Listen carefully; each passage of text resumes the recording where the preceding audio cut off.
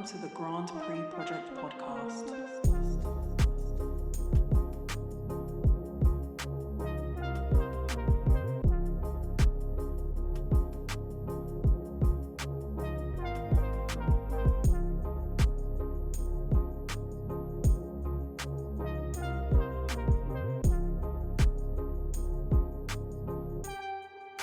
All right, welcome once again to the Grand Prix Project Podcast. This is the Aragon MotoGP review.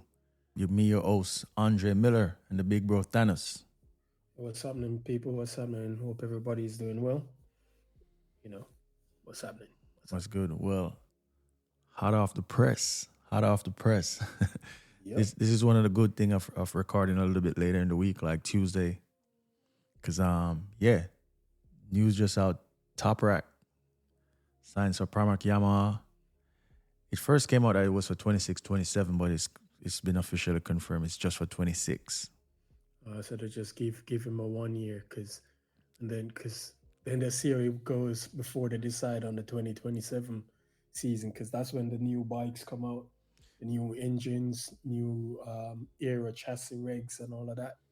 Getting rid of the ride height device, all these mad aero devices like you see on the friggin' KT and that likes a Formula One car. No, the air is still staying. The only thing they're getting rid of is the ride height. Yeah, I think that they're gonna minimize the amount. Minimize the amount of it. Yeah, basically. Yeah. So, well, I mean, that's good news.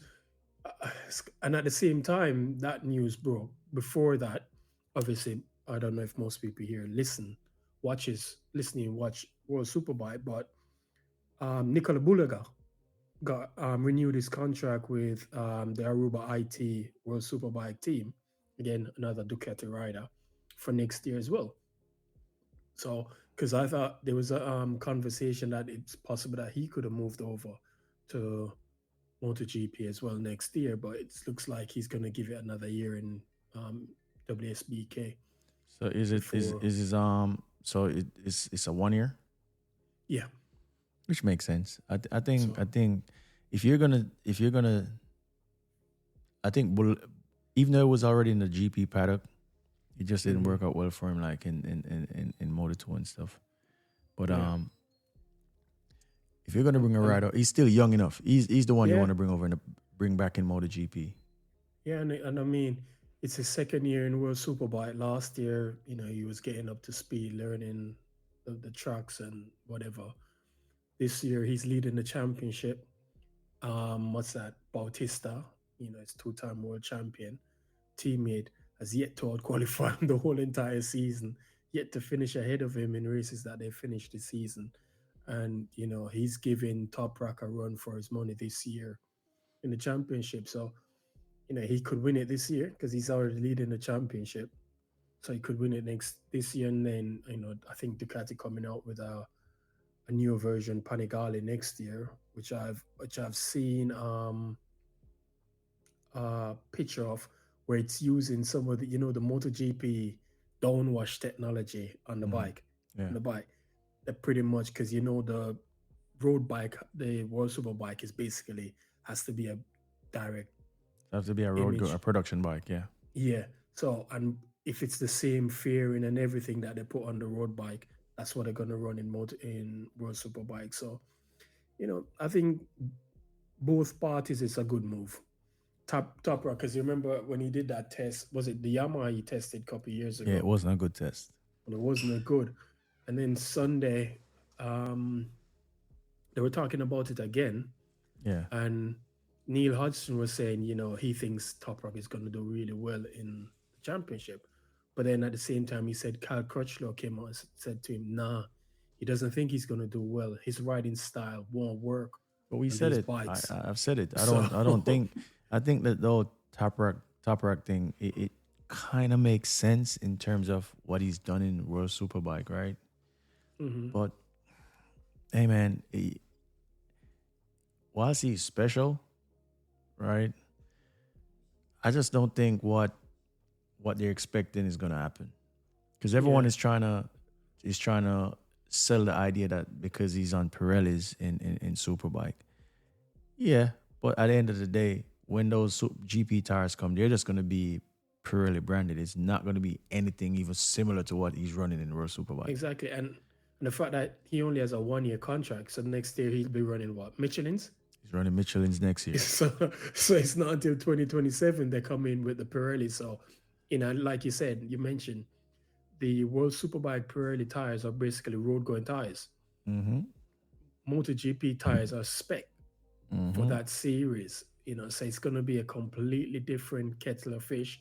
You're talking about a bike that's infinitely more powerful, faster, more stopping power, carries more grip and everything. So it's going to be an interesting move. And like I said, Cal Crutchlow basically said he doesn't think it's going to work out. But again, like you said, it's the hype around Toprak right now. With what he did with BMW last year, winning the championship. But at the same time, people need to remember that winning that championship with BMW had more concessions than any. The concessions still going on. Yeah, it was they were winning. Yeah, it was a super concession chassis he won a championship on. Exactly. And not to take anything away from the guy. Yeah. But we still have to put these things out here. Yeah. Right? These things are still factors, right? So it's not like it was on equal keel with everything else that was around it. Yeah. Which is why they plugged it. Which is why they plugged it back this year. Well, they still have some concessions. Right. This year. But it's not. Last year was the motorcycle last year. It was super. Yeah. Concession to a T. And not only that, at the same time, they hobbled the Ducatis as well, especially with Bautista, because they increase because of his weight. He had to ride with more.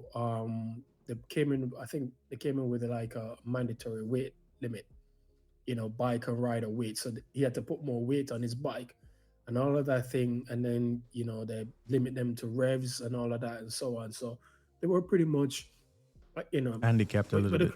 Yeah, like in Le Mans, what they call it, BOP, balance of performance thing they did. That's pretty much what they did in World Superbike. And, it benefited him to an extent. Hobbled the Ducatis to an extent. Bautista wasn't the same because, the bike's heavy and Bautista is one of the smallest peoples in World Superbike. And again, Bulega was in his first year, his rookie season, so he didn't understand the tires and everything. No, this is a completely different kettle of fish. Was it the last race they had in Most, Czech Republic? Bulega did him, on the last lap of that race to win because Toprak pretty much dominated that track whenever he, the year before he didn't race because he had that accident. So, but let's see how he goes on. It'd be interesting to see how he... But no, you asked a question. So who's going to replace that Pramac? Is it Miller or is it Oliveira? I would probably if it could be Rins too. It could be Rins. It's not like Rins. No, but he's going to Pramac. Oh yeah, I just remember he's going to Pramac. Yeah, that's my bad. Yeah, so you see it's more likely Oliveira, bro. It's more likely Oliveira. Even though Oliveira is coming off an injury, right? It would kind of seem unfair on him, but we all know it's not a fair MotoGP. It's motorsports. It's a results-based it's a results-based thing, yeah. If you're not performing well, then they don't really give two F's about anything like that. They want results.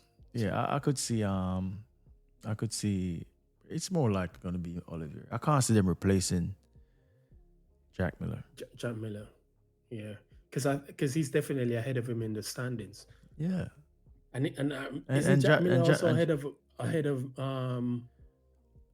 was it Rins? And Jack Miller was the one bringing home the cookies in the first part of the season, the first couple of races. Yeah, so you I can't see them replacing Jack Miller because Jack Miller is currently 16th in the championship with 31 points. He's the next best placed Yamaha rider. Yeah. Well, him and Rins are tied on the same amount of points, 31 apiece. But I think obviously they count back. So Jack has some better results than him. Oliveira only has 3 points. So it's likely, definitely, Oliveira might be the one getting the chop. And for Oliveira just had bad luck. Right? He just had, there's so many people crashing into Oliveira, man. Like, remember when Bastianini crashing into him in his home race. Mm-hmm. He was injured for that, and then Furman knocked him off. Yeah, he's just had a bad couple of years. The luck is just not on his side. True. Right? And so yeah, Toprak. It would be nice if he went well. Mm-hmm. And the reason why I say that, right? We was having this conversation in your space, right? I would love to see people come into the MotoGP paddock not only having to go through the channel of the GP system, right? You can move from a different category. Obviously, World Superbike is the next category below. In terms of two-wheel, it's World Superbike, MotoGP, World Superbike, and then I think it's BSB, or the three big categories of Superbike racing in Europe. So, and again, the thing is, we've seen people move from World Superbike over to MotoGP before. Yeah. And they realize, it's not an easy. And I mean, how many of them have succeeded? Did Ben Spies really succeed when he moved to MotoGP from AMS? No, what did AMS? Did he? No, he went to World Superbike. World Superbike first. Because he won World Superbike and then he came over. Yeah. Did he really succeed? Colin Edwards. Did he really succeed? Colin Edwards had a chance to win a race in Assen when he was on the Camel Yamaha. I think he was teammates with Rossi. And on the last lap at the last chicane crashed out. Never won a race in MotoGP. Troy Bayliss came over. Troy Bayliss won one race on the Desmodici Ducati. But, Would I be correct in saying probably the most successful is Cal? Did Cal wasn't Cal in MotoGP before he went to World Superbike? No, he came from he won World Super Sports. Mm-hmm. Then he ran World Superbikes. Mm-hmm. Then MotoGP. Then MotoGP, and he's won on what? He's won on the Honda. Yeah. Right. He's never won on the Yamaha. I don't believe so. I think you're right. It's probably Cal. Yeah, probably Cal. In terms of racing, it's probably Cal. Yeah, definitely, it's probably Cal. That's made that's actually had the better transition from from that over. Because was it? Let me see. MotoGP, he did from 2011 to 2023. His highest championship was it 2023 finished 29. No, that's not good parameter. But he has won races in MotoGP before, and he's gone well. So I think it's Cal, whatever you want to call him. That's actually had a better transition. Yeah, I would say Cal, because Max Biaggi went the opposite way, right? Max Biaggi did 250 cc's, then he went up to because he won multiple 250 cc's, then he went up to 500 cc, and then he went obviously Rossi, and then started dominating, and he left it. I think he left. Biaggi retired, left for a while, then he went to World Superbike on the Aprilia. Yeah, I believe he won the championship on the Aprilia. Yeah, so he went the other way. He didn't come from MotoGP, from World Superbike over. So the people who've actually come from World Superbike over into MotoGP, like Bayliss, Edwards, Ben Spies, Cal Crutchlow, Troy Bayliss, who else? What I can think of? Noriyuki Haga. I believe Noriyuki Haga rode in MotoGP, but he came from. Was he in 500 cc's before? Could be wrong, but yeah. Yeah, I'd probably say Cal. Yeah. I think Cal got what? I think Cal got something like 3 wins and 19 podiums. Yeah, it's definitely him. And again, he's been he was probably in it the longest of any rider that made the switch from World Superbike to MotoGP. Colin Edwards. How long was Colin Edwards in it for? Long. Remember Colin Edwards was Rossi's teammate from when? Yeah, but he wasn't Ross's teammate he became Ross's teammate on the Camel Yamaha. Yeah. Not Colin Edwards never rode the Honda. That was his teammate. No, never. But I think he had a longer MotoGP career than Cal, or probably close enough. Let me see. I'll tell you. Yeah, they're pretty much the same. He did 2003 to 2014, and Cal did 2011. So they're pretty much I think pretty much similar. Colin looks like he got him beat by a year or so, right? Yeah. So 2003 to 2014, and Cal did 2011 to 2023. So 12 years, yeah. And Cal had 179 starts, 3 wins, 19 podiums, 4 poles.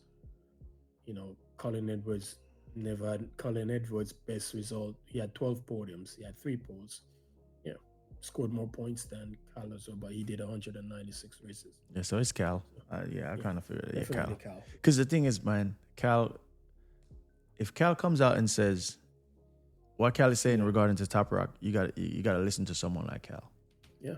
Right? Because you got to think about a guy who's ridden the Yamaha. And the Honda. No, he's ridden the Ducati. Remember, it was a factory Ducati rider. Yeah, exactly. So he's done the Ducati, the big manufacturers. Yeah, and he's ridden the Honda. And when you think about it, he's ridden the smoothest bike to the most brutal bike. Right. Yep. So when you think about Cal's career, right? I know Cal was on our list, but I don't think Cal gets his flowers. Right. When you think about Cal's career, bro, I rate Cal Crutchlow highly, very highly, bro. I think if you look at British riders who've raced in MotoGP, 500cc class, with the except Barry Sheen won the 500cc class. John Surtees won the 500cc class. I can't remember which other Englishman. I think Cal is probably up there with the best British riders. Yeah, you got to put Cal up there, because when you think about when you look at just the way Cal was a fighter, you just have to admire Cal Crutchlow when he's on a motorcycle. He does not. On his day when he's quick, he's quick. Yeah, and you remember the famous saying, "Do not doubt me." Exactly. You know what he was talking about, because a lot of people didn't rate him, but I was like, yo, this guy, whilst he's not at the talent level of some of these riders, Cal is like a real fighter. Cal is one of them ones where he's gonna always hang it out. He's a grafter, you know what I mean? Yeah, so you have to give Cal Crutchlow his respect, you know. And again, he's now the what? Him and Dovey and which one of the Espargaro brothers? No, it's not Espargaro. Oh God, who's the other guy? It's him. The development riders for Yamaha right now. Oh, it's Dovey, Cal, and Fernandez. Yeah. Augusto Fernandez. No, Augusto Fernandez. Yeah, so let's see how the Toprak thing work out. You know, we'll kind of push wish that them all the best. You know what I mean? Yeah, you know, it's always good. As we say, we want to see riders from other categories, you know, come through. Yeah. And I think if he succeeds, then it opens the door for other riders. Other riders, you know what I mean? To say, yeah, you know, if you go MotoGP, if you go Superbike and you impress in Superbike, because I think the next one to make the jump will be Bulega. I want to see him back. Yeah, because I still because he left the Rossi camp. Yeah, because so when Bulega came in with the pedigree of being the next Valley, right? But it didn't work out, right? Mm-hmm. I'm not sure if he got too cocky. I'm not sure what it was, but it just didn't work out. But as I've seen over time, you have some riders who could ride a small motorcycle, unless like Danny Kent, right? Yep. You have some riders who could ride a Moto2 bike, who can ride Moto2 machinery. Like it just fits them, right? Mm-hmm. And then I can't really pinpoint one person just yet. And then you have some riders who, when they get to the GP bike, you be like, yo, where were you when? So it tells you that there are 3 different things, right? So that's what makes, when you look at someone like a Valentino, a Mark Marquez. This is what put these guys ahead of the rest of everyone else. That's why you call them aliens. Because when you look at a rider who could go from the smaller motorcycle to the intermediate to the bigger bikes, and they perform across the board, it doesn't matter what you put. That's different level stuff. Yeah, that's why you call them. That's why you call them aliens. That's different level stuff, right? They're aliens for a reason, because they're gonna they've displayed that talent from every single category of racing they've been in. So different level stuff. So people like a Valley and a Mark is in that different, in the whole different realm, right? And I think Lorenzo. Someone put Lorenzo close to that. Yeah, you put Lorenzo close to that. You put Pedrosa close to that. Casey Stoner, Pedrosa. You put. I always put, when it comes on to smaller motorcycle, I don't put Casey Stoner in that category. He just was not good on a smaller motorcycle, and he says it himself. He said, "I always wanted to ride a bigger motorcycle." But then when he was on the because he rode for Luca Cecchinello, didn't he? Yeah. When he was on that one, he did crash a lot though. Yeah, but which is why I don't really put him in that category. He's super fast on a large motorcycle, right? You can't deny Casey's one of the most talented we've seen, right? I mean, he rode that bucking Bronco. Yeah, he just could ride that. He just didn't span across all categories, is what I'm saying, right? Yeah. So Bolega, to go back to the Bolega point, he may come back to MotoGP on the larger motorcycle, and he displays a whole different level of talent, right? Because we almost didn't get Fabio, if you think about it. Yeah. We almost did not get. No. We almost never got, because if Fabio didn't win that race on that speed up, I think, what was the race that he won? I'm not, because it's been a while. I don't remember the race. Fabio only ever won one Moto2 race, and that's the race that he won, that he got picked up, right? So you could see how that his career could have gone a whole different way, whereas I would have never seen this Fabio to say, actually, he's the second best on the MotoGP grid right now. And it comes back to what we always speak about, that you have to be in the right situation. Your timing has to be right. There's a lot of things that has to come, because I'm convinced there's a lot of talented riders that just fell along the way. Of course. A lot. Of course. Right. But that's how it goes sometimes. You have some riders who definitely, they're good, but they've just never been given the opportunity. And again, I remember you once said, you have to be the right place at the right time. Yeah, you have to be. All the stars have to align for you, and if it doesn't align, then So if you look at a situation, right, where it's like you have some riders who are out the blocks, just on it. Mark Marquez, Valentino Rossi, the Pedrosas, the Lorenzes, this road, right? They're straight out the blocks. They're just fast. They don't have to do any building up, right? So if you look at someone like Alex Marquez, right, who it took him time. But bear in mind, when Alex Marquez came to Moto3, it didn't take him long to win his first race, which is I always say, he always had the talent. He was just a slow burner. So whilst they say it was because of Mark, maybe that helped keep him on the grid long. But when he arrived, like now, you're seeing that, wow, how many Alex Marquez's did we miss out on? A lot. So which is why your situation got to be right. Whether that means that your brother is the most dominant MotoGP rider, the star of the field, whereas like, okay, that's going to keep me on. But ultimately, you're going to have to perform when the opportunity is given to you. And Alex Marquez always perform when he's given the opportunity. Because not very, there's very few riders who's putting a Honda on a podium, bro. And he's one of them. True. Especially a turbo Honda like that. I just remember one name we didn't mention, Carlos Checa. He went from MotoGP over to World Superbike and won the championship. Right. So he did come back. He did as a result. I think Ducati gave him because Ducati always gave World Superbike champions a wild card ride. You remember when Bautista got his wild card? He was like 2 seconds a lap slow. Right. He did. No, but it was one that he did in Australia, and he was performing well until he crashed. I remember. Right. So I think they need to, if they're going to do it, they need to bring over Bolega quick. Yeah, which is why I think the 1 year deal is in line, is them looking at 2027. Because I think what you're going to find is what's going to happen to Peko. But what's going to happen to Peko in 2027?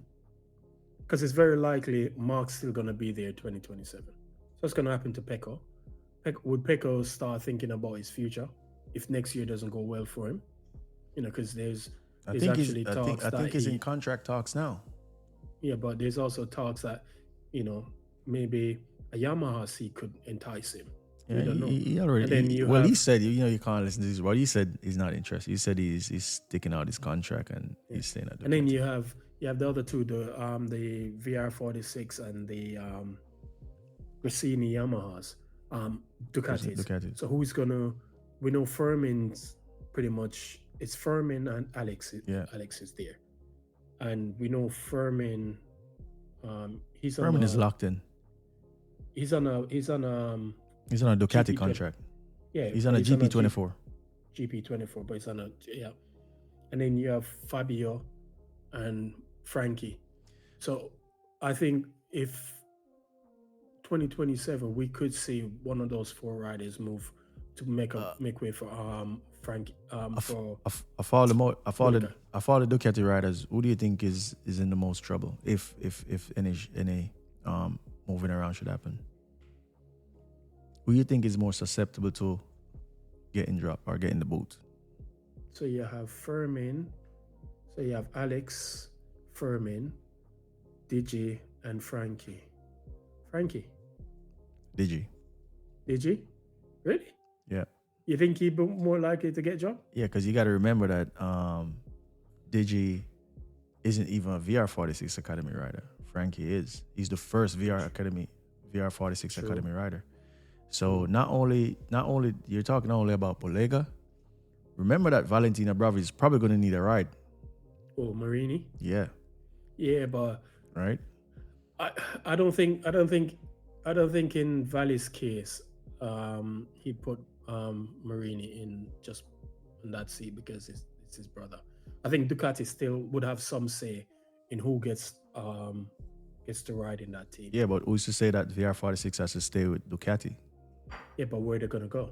The only move they could make, again, it depends on who has the best spike and who wants to expand the team. We already know that Yamaha pretty much have 4 bikes and they're all 4 factory bikes. I don't think they're gonna. Bear in mind, they're looking. Irv is trying to sell Tech 3. Yeah. So like he's annoyed with KTM, so you know. Yeah, but if you look at KTM, the last couple of races, they look much better than they did when we saw them in testing at the start of the year. So I don't. The KTM thing is a fluff. Really? KTM, they come alive in low grip situation. So Aragon for me was like, okay, I know, and I expected that at Aragon, right? So Aragon for me, I'm just like, okay, that's one of the tracks where you expect the KTM is going to come alive. Because if the grip is low, they go really well, right? Yeah, but where's hold on, but Pedro Acosta is 8th in the championship. Yeah. And in terms of if you look at the factory, what's the factory? I don't know. I can't see the results for the factory, but I mean, all the KTM riders, Binda is 14, Bastiani is 15, Vinales is 11. So I think the KTM is performing better than what we actually thought.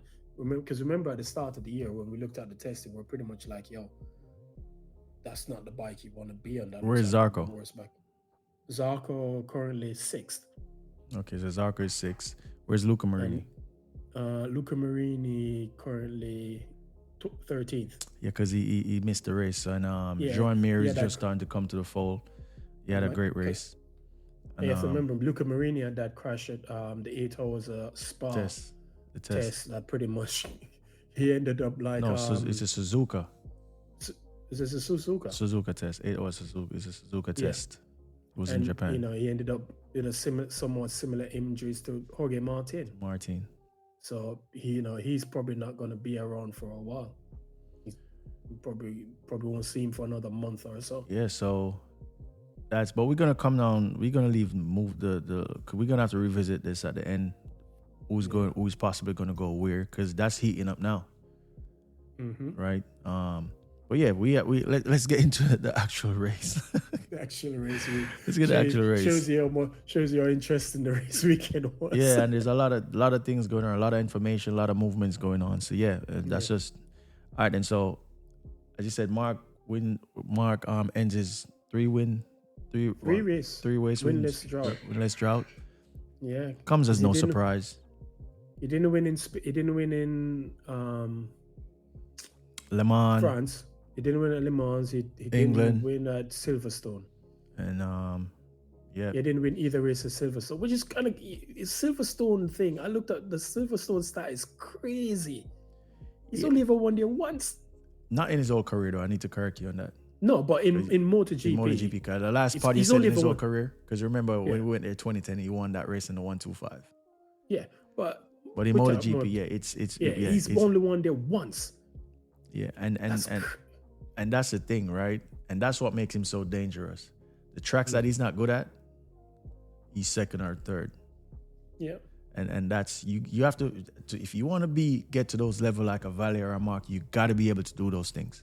Yeah, but granted, you got a bit lucky at Silverstone. But the thing is luck. But luck, even with the luck, right? It's still not one of his best tracks. And for some reason, whether it's luck, right, whatever it is, because it's not only Silverstone. There's other tracks where he's just not good, but he's on the podium.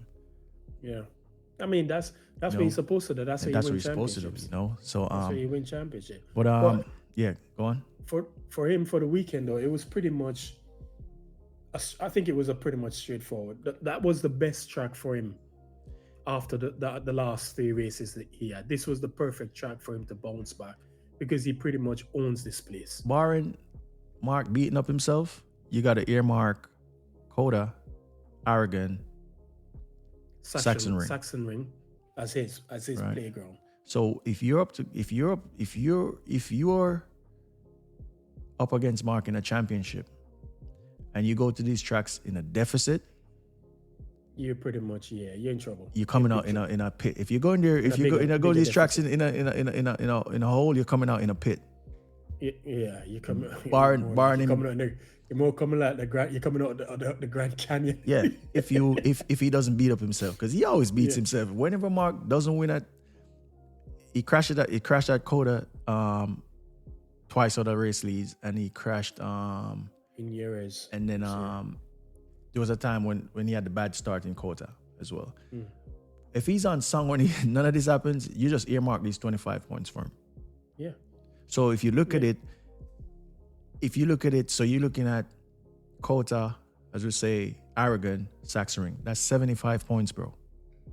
Mm-hmm. And if you're up against him and those races, you're not second or even on the podium. And what's the one common theme with those tracks? They're left-handers. Yeah, anti-clockwise tracks. Right. And the crazy thing is this year, he's finding himself at the end of races being fast on the right-handers, which is crazy. Right. So, but that was a good bounce back for him. Aragon, as I said, it was mere formality. Yeah, it was a formality. I mean, he put it on pole, new lap record, but when you look at the lap, it wasn't until the first sector was scruffy. The second sector, I believe, wasn't all that great, but he picked up time because he was down on, who was it? Alex. That change of direction was wild. Yeah, he was down on Alex in the first sector because Alex was always quick in sector 1. But when he came to the end of sector 2, I believe he was down.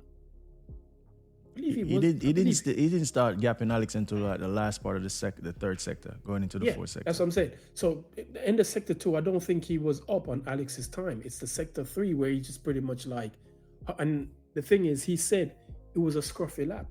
Yeah, it was a scruffy lap. You could see the change of direction. I'm thinking, well, he lost a 10th there, 10th or 2. But he put it on pole by what? 2/10, I believe it was, over Alex. And when you saw the start of the weekend, he was at one point, it was like nearly a second quicker than everybody. So if he did a scruffy lap and he did he did a 40, what did he do? Was it a 45.7? I think he did. Yeah, he did a 45 or 46. No, 45. Because the lap record he did was a 46.7. So it was a 45 something. I believe a 45.7 he did for pole. So imagine if he didn't have a scruffy lap, he'd have probably did. Yeah, 45.7, 45.7. Yeah, so if he didn't have a scruffy lap, he could have done a 45.5 or 45.4, which would have been nuts when you consider that, the lap record, because was he on the pole lap record? Was it his or was it It was Luca Marini's. Luca Marini from 20 when? A couple years ago. I can't remember when it was. Yeah. So this is one of the things, right? If you look at when Mark was going through his issues, right? With the injuries and all that stuff, right? Because even the next stat is that he's the first rider since him in 2015 to just have a clean sweep. Yeah. What they call it in F1? They call it a Grand Chelem. Right. Where you lead every practice session, every qualifying session, every lap of the race, and fastest lap of the race. But he could have it could have been better for him if he had the fastest lap in the sprint, but he did not get the fastest lap in the sprint race. So I guess he probably thought I was a bit pissed off. But and one of the things that you look at when he was out, and we never heard anyone be even no time during the week in the year anyone being a second faster than everyone, bro. Like that's crazy, right? But at the same time, in truth, though, he was never really a second faster than everybody this weekend. I think because even to start, but even just to start, we just never had it, right? Yeah, and that's the thing that we speak about. He's already on 110. Mm-hmm. Right? He doesn't build into weekends. Right. So he's already, when he starts the weekend, he's already at 99.99% of his performance. He's already there. So he's just looking for that final. Pull it back to hit that sweet spot. All right, let me dial it back to see where I live. Where I could live less dangerous. Yeah. He's just looking for that final 0.0001% to build it up to the 100%. And that's where he starts his weekend. But, like I said, it was the perfect weekend race for him to combat what's happened in the last 3 races, 2 main and 1 sprint race.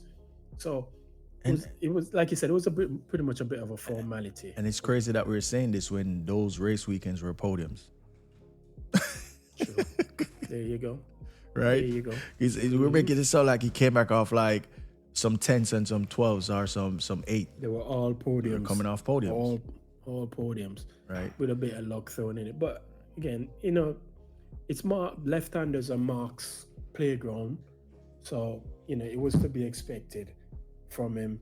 Because at the start of the race, you thought Alex could. Because Alex was leading, if we look at the sprint race, Alex was leading the sprint race for a bit, but you never felt at any point that, he had the pace to win. Mark was just kind of like, just slowly bringing himself into the race. And once he passed him, that was pretty much adios, see you later, And that's what game over. And that's remember I said a couple pods ago, right? And this is where it gets dangerous, right? Because the things that we always know about Mark, right? He's a fast learner, right?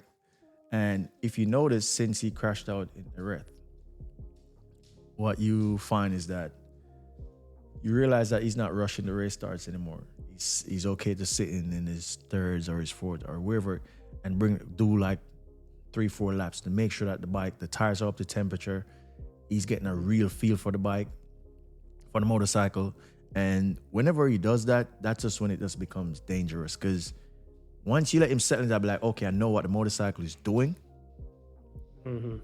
If he's not rushing at the start of the race, you pretty much know everything is under control. Yes, you know he's gonna He has the pace. He has the pace, and he's riding one of those races where it's like, someone is gonna be in trouble, right? And you saw that on Saturday, and you saw just the way he even on Sunday, even though he was at the front, he wasn't like this. He was just bringing it.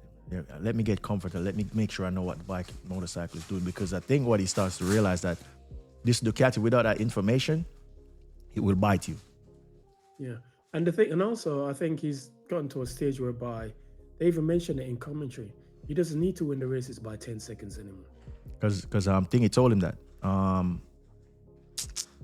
Gigi Delinia told him that.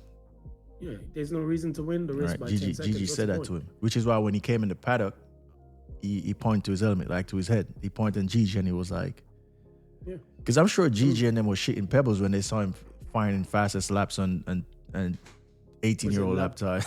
Was it lap 20? How many laps was the race? Man again? fired out like 4 fastest laps on the trot, bro. Yeah, he did his fastest lap was a 46.7 on, I believe it was lap 20, I think it was.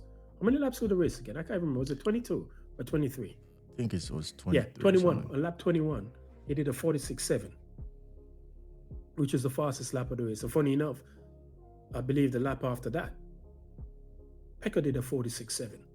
Yeah. As well, which is like, okay. So if Peko did a 46.7, Mark did a 46.7, that means Mark could have done a 46.5. Probably. Yeah, but that's Mark. That was just earmark for him, right? So we're not even going to spend much time on Mark right now. We fire through. We push on through. Furman, he was on the podium again in the sprint, right? You know, hey man, he was one of my pick. Like, the kid's got talent, right? That was a good ride from him. And I always say, I just exactly what I always say to you, right? I always look for the rider. So for the people who are listening for the first time, I've always said this. If you go back and listen to the earlier episodes, I always look for the rider that impresses me on the other chassis, as I mentioned to you before. In Moto2. I'm looking for the guy that's on the what is now the Bosca Scurry, right? That was previously what was Speed that Up. previous? Speed Up. That's what Fabio won his race. You know, like when Marc was on the Suta, right? Because the thing is, as I said, for me, the Calyx, it's a darling. You could have an average ride on a Calyx, and he could give you a championship, and then he gets to MotoGP and be like, what the hell? Stefan Bradl. Right? So I always look for the rider who's not. So Furman was one of them other. Right?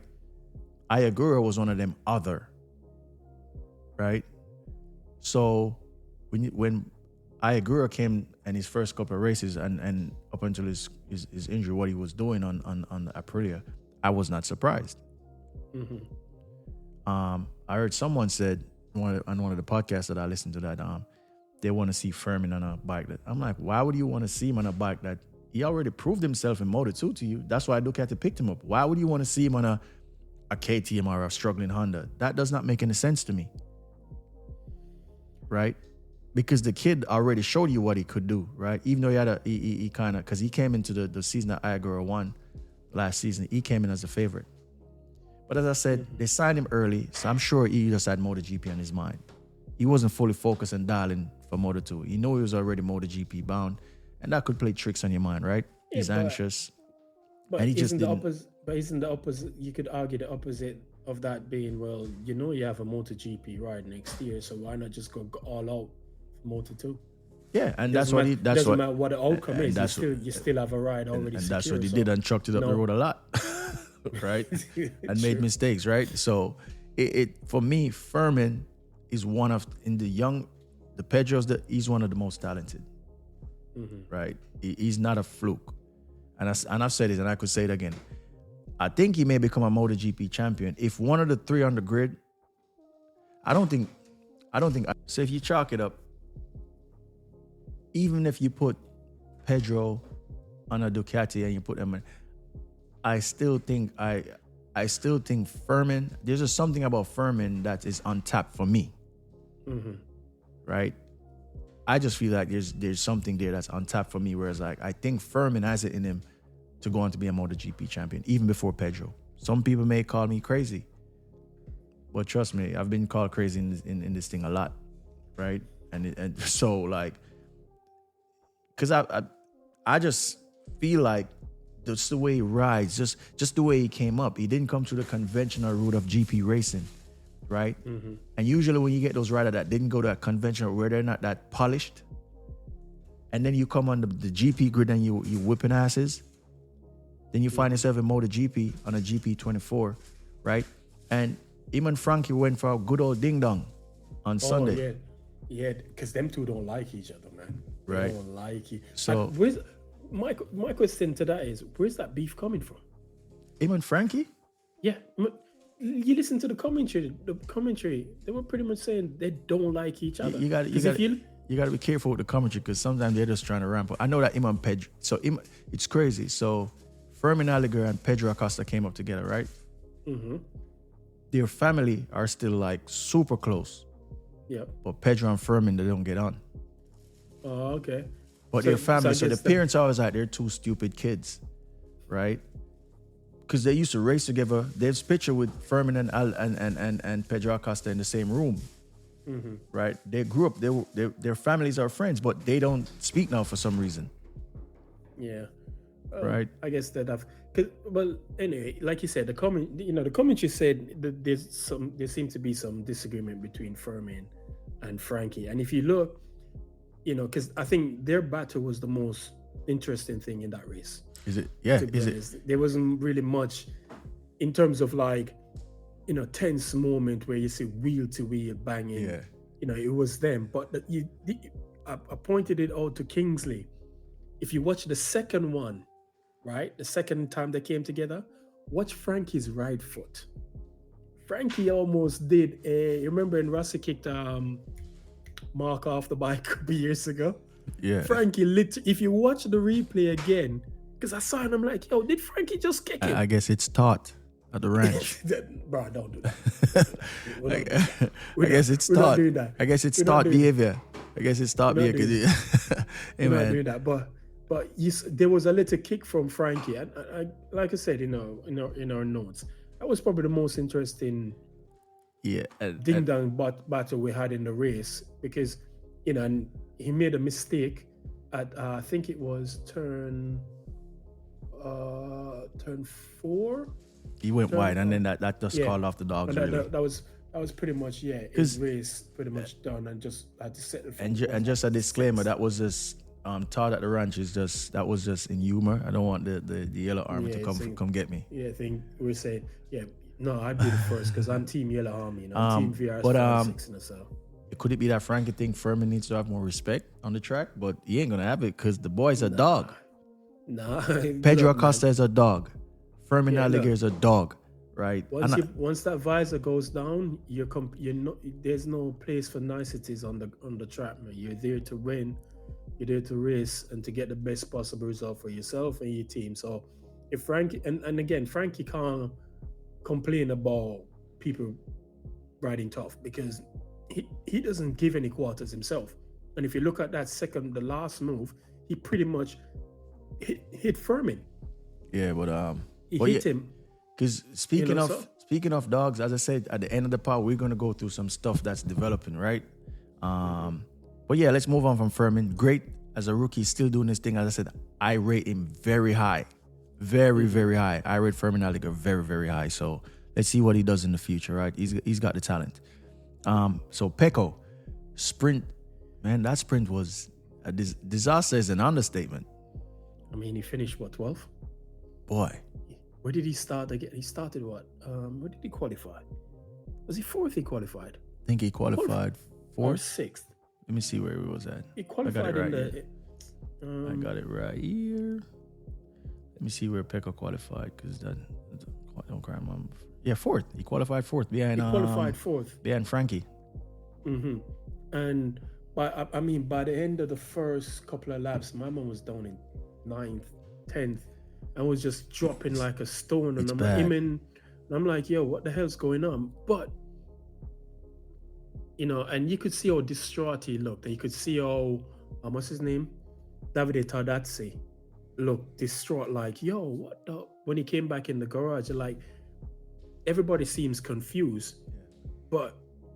And again, up until that point, he's only scored 4 points in the last since Spain, I believe it. Yeah, that's 4 points. Been a good run. 4 points, because he didn't score any points at Le Mans, right?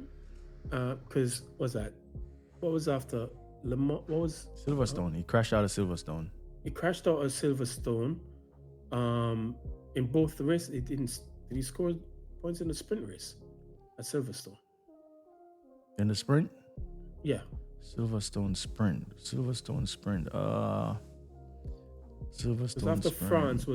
Because after France was Silverstone. Sprint. Peko finished. Yeah, he finished 6th in the sprint in Silverstone. Which was the 4 points he had. Yeah. Which is the 4 points. Then he crashed out of the main race. Yeah. So okay, And then we came here. Then we came to Aragon. Yeah. So, he also crashed out. Didn't he not crash out of the sprint in? He didn't score any points at the sprint in Le Mans. No. He didn't. In Le Mans? Yeah. No, I don't think he scored any points in Le Mans. Hold on, let me in the sprint. I got everything right up here. I got it up here. Yeah. He finished. Peko finished. Yeah, he crashed out of the sprint too. And and then who took him out again in the main race again? And Bastianini took him out. So in the last 4 races, so the sprint, the Le Mans, 2 races at Le Mans, 2 races at Silverstone. He only scored. That's where the 4 points is coming from. So going into that sprint race, he only scored 4 points out of 4 races, which is again, and a lot was made of it, but I think it was somewhat a bit unfair because again, the whole thing I don't think he could be blamed for the Silverstone crash. I don't think you can blame him for that because the crash he had at Silverstone was no different to what Mark had and what Alex had. They pretty much crashed at the same spot. No, it was different spots, but yeah, the thing is with it's pretty much similar. With the Ducati at Silverstone, bro, the Ducatis were in trouble at Silverstone. So the ones that finished, kudos to them. Yeah. So the Peko crash, I'm not even tripping off him on that, right? Yeah, that's what I'm saying. So I don't think we can actually blame him, put him at fault for what happened at Le Mans. I can't blame him because someone took him out. The only thing with the Le Mans thing it's just that obviously he's having an issue in the sprint, so he was too far down the grid. And when you're down there in the dog pit, in the snake pit, those things are likely to happen. Yeah. You're likely to get torpedoed. But even so, the start again for the main race, I can't blame him for that one again. That was just Bastianini doing something dumb and just pretty much nearly took him out. And Zarco, who was lucky enough to stay on the bike and went on to win. But in saying that, whilst it was a terrible Saturday for Peko, his recovery on Sunday was a good recovery. Yep. He looked like the Peko of old. And they were asking, if you remember after the race, they were talking and they said, him and his engineer said something and they said, why not try this? Mm-hmm. And it worked, which comes to find out, I saw Matt Oxley. Bigger disc, 355 compared to 340. Yeah, so he went with a bigger front disc because I think the problem Peko is having with the Ducati is the front end. Mm-hmm. And there was an interview with what's the guy that runs the VR46 for Rossi. What's his name? Lucho Rossi. Yeah, his right hand man. Ucio. Can't remember his name. Yeah. Whatever name.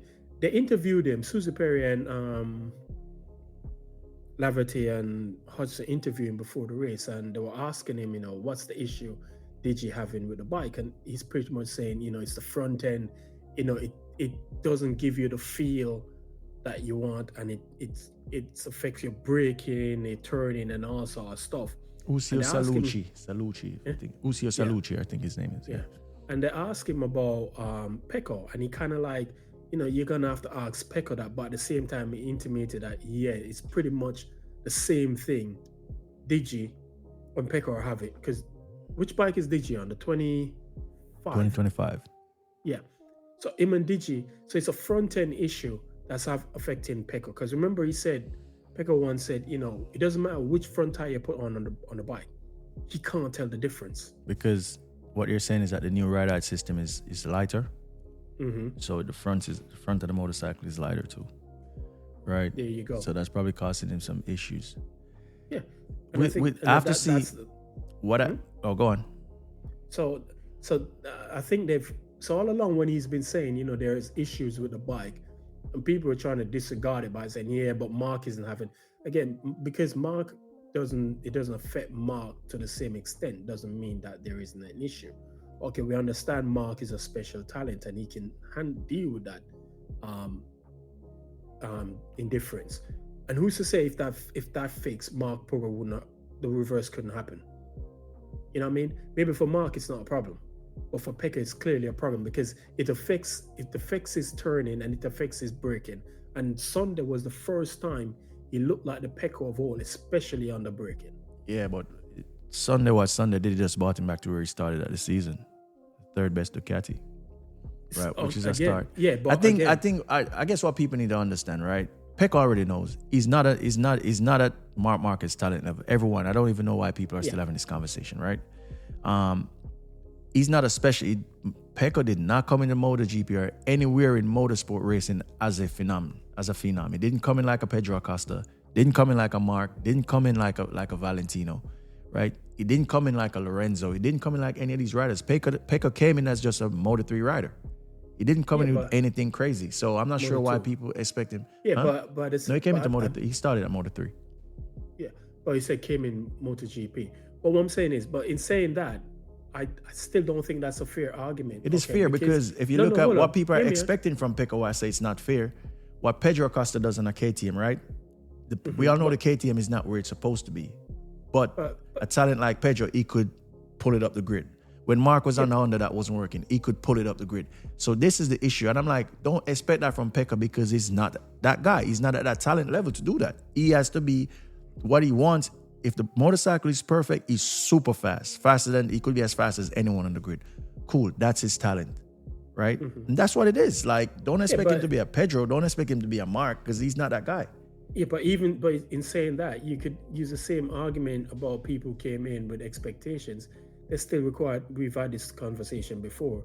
Lorenzo needed a perfect bike to win. But the thing is, the difference with Lorenzo and Peko is that Lorenzo was always good on the Yamaha, no matter what. Yeah. Right? So that's the difference. But the Yamahas that he rode were pretty much well-sorted Yamahas. That's what I'm saying. So we can't put him, he's never experienced it. So we can't put Lorenzo in the category when he's never had to deal with that. No, but what I'm trying to say is the argument that, the argument people use against Peko is that he needs to have a perfect bike to succeed. And I'm saying it's the same. Then if you're going to use that argument for Peko, we have to use that argument for Lorenzo. You can't because we've never had that situation with Lorenzo. We never saw Lorenzo on a Yamaha in a lull, whereas he's like, the bike isn't working. And he's just getting beaten up left, right, and center by other Yamahas. But hold on, but Lorenzo went to Ducati and we saw how his Ducati spell went. No, his Ducati spell, when it got right, they ditched him. Lorenzo, by the end of the second season, he was the one winning the races for Ducati. Domenicali just didn't like him for whatever reason and dropped him. Lorenzo's issue. But here what you just said, which supports my argument. When the bike finally... No, it doesn't, because this is a whole different manufacturer that he was riding for. This is a new motorcycle. Peko has been with Ducati ever since he's been in MotoGP. He's on the same motorcycle. He's the one that developed the motorcycle that he's on. So that makes a difference to Lorenzo. When Lorenzo is on the Yamaha, he never get boxed around by any other Yamaha rider on week in and weekend out. Well, again, there's a difference here as well with that, because there's a difference here because the satellite Yamahas weren't the same as the factory Yamaha back then. No, the tech trees that Yamaha was getting when Cal and them was there, they were getting the same bikes. No, minus a few things, right? They weren't getting but ultimately, the argument still doesn't stand because Lorenzo on a Yamaha was always good. It doesn't matter what. Yes, but again... So even if you remove the part about a Yamaha rider boxing him around... Yeah, but what I'm trying to say is the Yamahas that Lorenzo rode were perfectly Yes, bro, which is what I'm saying to you. So they were never... Hold on. So they were never bikes that had issues that affected how we perform. What I'm saying is, which makes it hard to compare it with Peko because we've never seen Lorenzo on a Yamaha that did not work. So it's hard to say that. No, we can't, because the argument here is for Lorenzo to win, for Peko to win, he needs to have the bike needs to be perfect. Yes. Right? For Lorenzo to win, the bike needed to be perfect. No, not necessarily. What do you mean? Because that's what I'm saying. We're seeing Peko on the same motorcycle with it not working. We've never seen Lorenzo on a Yamaha that didn't work to say, well, when the Yamaha didn't work, Lorenzo was like, oh man, like it has to do this, He was always good on the Yamaha. That's the difference. You see what I'm saying? So that's where the difference is. So now with Peko, because everyone is looking at him like, because the conspiracy theories they came out with they developed the bike from Mark. No. Which is dumb, because Mark never rode a GP24 until the last day of the season last year. And if they were following testing, if they weren't just casual people just talking, they would have realized that if you listen to Peko in the preseason, he said Mark and I are choosing the same things. So whatever is in the motorcycle, it's a decision based on the motorcycle that they're on now was not a Mark Marquez decision. It was a Peko, Mark, and their boss's decision. Right? So the difference now with Peko, right, is now I'm glad that he found this, right? Because as I say, Peko is a gentleman, bro. And when you see him, he's doing his interview, he was like, yo, you have to give the guy grace, right? When he could look at his rival and know that, yo, this is the guy that's making the difference. There's something wrong. So you have to respect the guy, because some people come out and tell you something other to down, especially the situation that his boss, especially with the relationship with Mark and his boss. That's why you have to respect with Mark and Peko's boss, Valley. Which is why you have to respect Peko as a person. At no point have you ever seen Peko take that on his shoulder and try to say some slick. He was like, yo, Mark is the one that's making it different. The bike got an issue. And it came out recently, pretty much, I think it was yesterday, there was comments that came out and he said pretty much, Mark is literally teaching me things that I pretty much never knew before. Because if so and it takes, and which goes to your argument, it takes a big person to admit that. Exactly. So what's it called? Humility? Is it humility? Yeah, a lot of humility. It takes and you got to respect the guy for that. I'm good, but this guy is just definitely. Because guess what? Where I am. Mark is probably not gonna, even though they're 3 years apart. Peko's 29. I think so. So 3 is not really that far behind. But even if Mark decides, you know what, I'm gonna do this championship, maybe one more. Maybe Mark might try to do the winning the new regs. And then probably call it a day. Or what if he decides to switch to Yamaha? Ooh.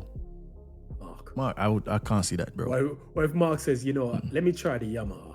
Nah, he's not going to do that, bro. Mark knows that situation that he's in. He needs to win this year, which is why now I think he's going to go into real championship mode, whereas like he's super conservative. Bro, the championship is done. I right? don't know why you keep talking about he needs to win this year. He's won the championship, bro. Just admit it. So with that being said, can you imagine what that would do if Ducati keeps on Peko and then Mark moves out the way and then he's got all the teachings of Mark? He's learned. That could be like, we could see Peko go on a run. Yeah. You know what I'm saying? You could see Peko go on a run where it was like, yo, this is unprecedented because, bro, you've learned from one of the greatest.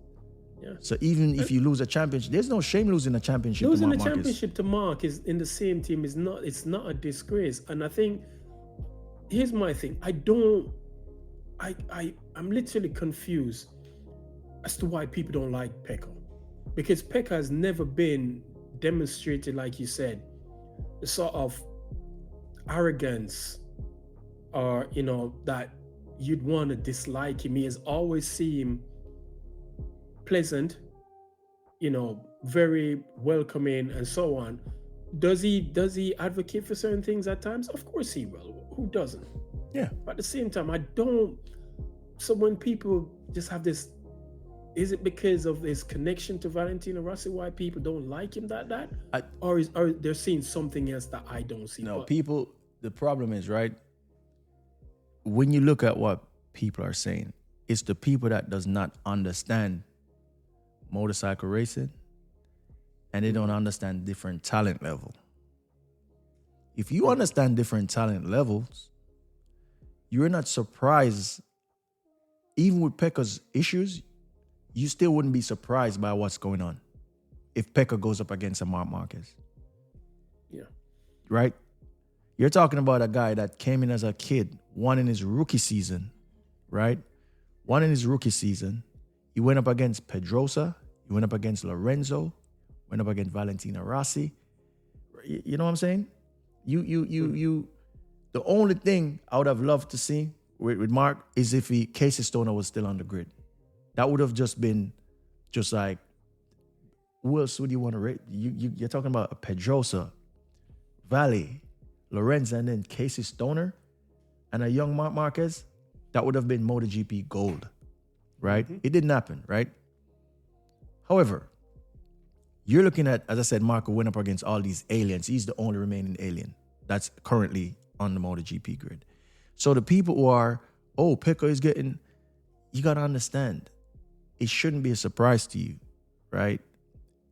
It should not be a surprise that Mark is heading Peko in the championship. Because if you're surprised, it tells me that you don't know MotoGP and you don't know different talent levels. Yeah. It tells me that you're just talking from just being emotional about it, right? You're not watching. You're not actually paying. You're not actually paying attention to the sport. Here's the thing. My only disappointment is I never expected Peko was going to beat Mark. No way, no how. We pretty much agreed to that at the start of the year. But what I was looking forward to seeing is, if Peko could push him. Yeah. If Peko could push him. And I was having this back and forth with someone on the timeline on Sunday. And she kept saying, there was no way Peko was going to challenge him because Mark. And I'm like, look, I don't think that's a fair argument because he's not better than Mark. And I'm like, doesn't have to be better. No one is saying he's better than Mark. What I'm trying to say is Nico Rosberg better than Lewis? No. But he pushed him and won a chip out of it, right? Exactly. So I was trying to explain to her, look, my thing here is there's an issue affecting Peko and it's affecting his performance. And that to me, I feel like if that issue wasn't there, he'd be able to compete better. That's all I wanted to see. All right. Are you saying at least overall Alex? Yeah. For a start. Look, I think if the issue wasn't there, I think he'd outperform Alex. I think he would outperform Alex because I still think Peko is a better rider than Alex easily. Mm-hmm. And but Alex is just on a better bike. The GP24 is a better I don't bike. think it's just that. Come on. I don't think it's just bro, that. Come on, bro. The only bike beating Alex right now is a GP25. Yeah, but what I'm saying to you, that's not just whilst the machine is good, I keep saying to people, look at Alex's career, right? You wouldn't be able to get so, that. So hold on, whilst because you remember it's speed, right? It's either you could go like a Mark, you could either arrive and go there, or you go through stages, right? But once you're there, you're just as fast as everyone else who took 2 days to get here, even if it took you 2 weeks, right? So once you're at that level now and you're performing, because everyone knows in this where you plateau, right? So now it's just about minor increments is going to decide who wins and who loses, right? Yeah. And I think I'm looking at Alex this year, whilst he's on the better mode, his mentality as a racer, his mental battle, his mental fortitude is a whole different rider than what you're used to. Yeah. And again, I'm not disregarding right? any of that. So what I'm saying, but I still think Alex would have put on a good fight this year. I'm not disputing. That's not what I'm arguing against. Yeah. I'm not disregarding anything about Alex getting up to where he is. I just think being on the GP24, it's the more well sorted bike of the two, it and the GP25. Mark is making the difference on that GP25 because if you look at everybody else, because there's only 3 people on the GP25. Yeah, Peko and Digia.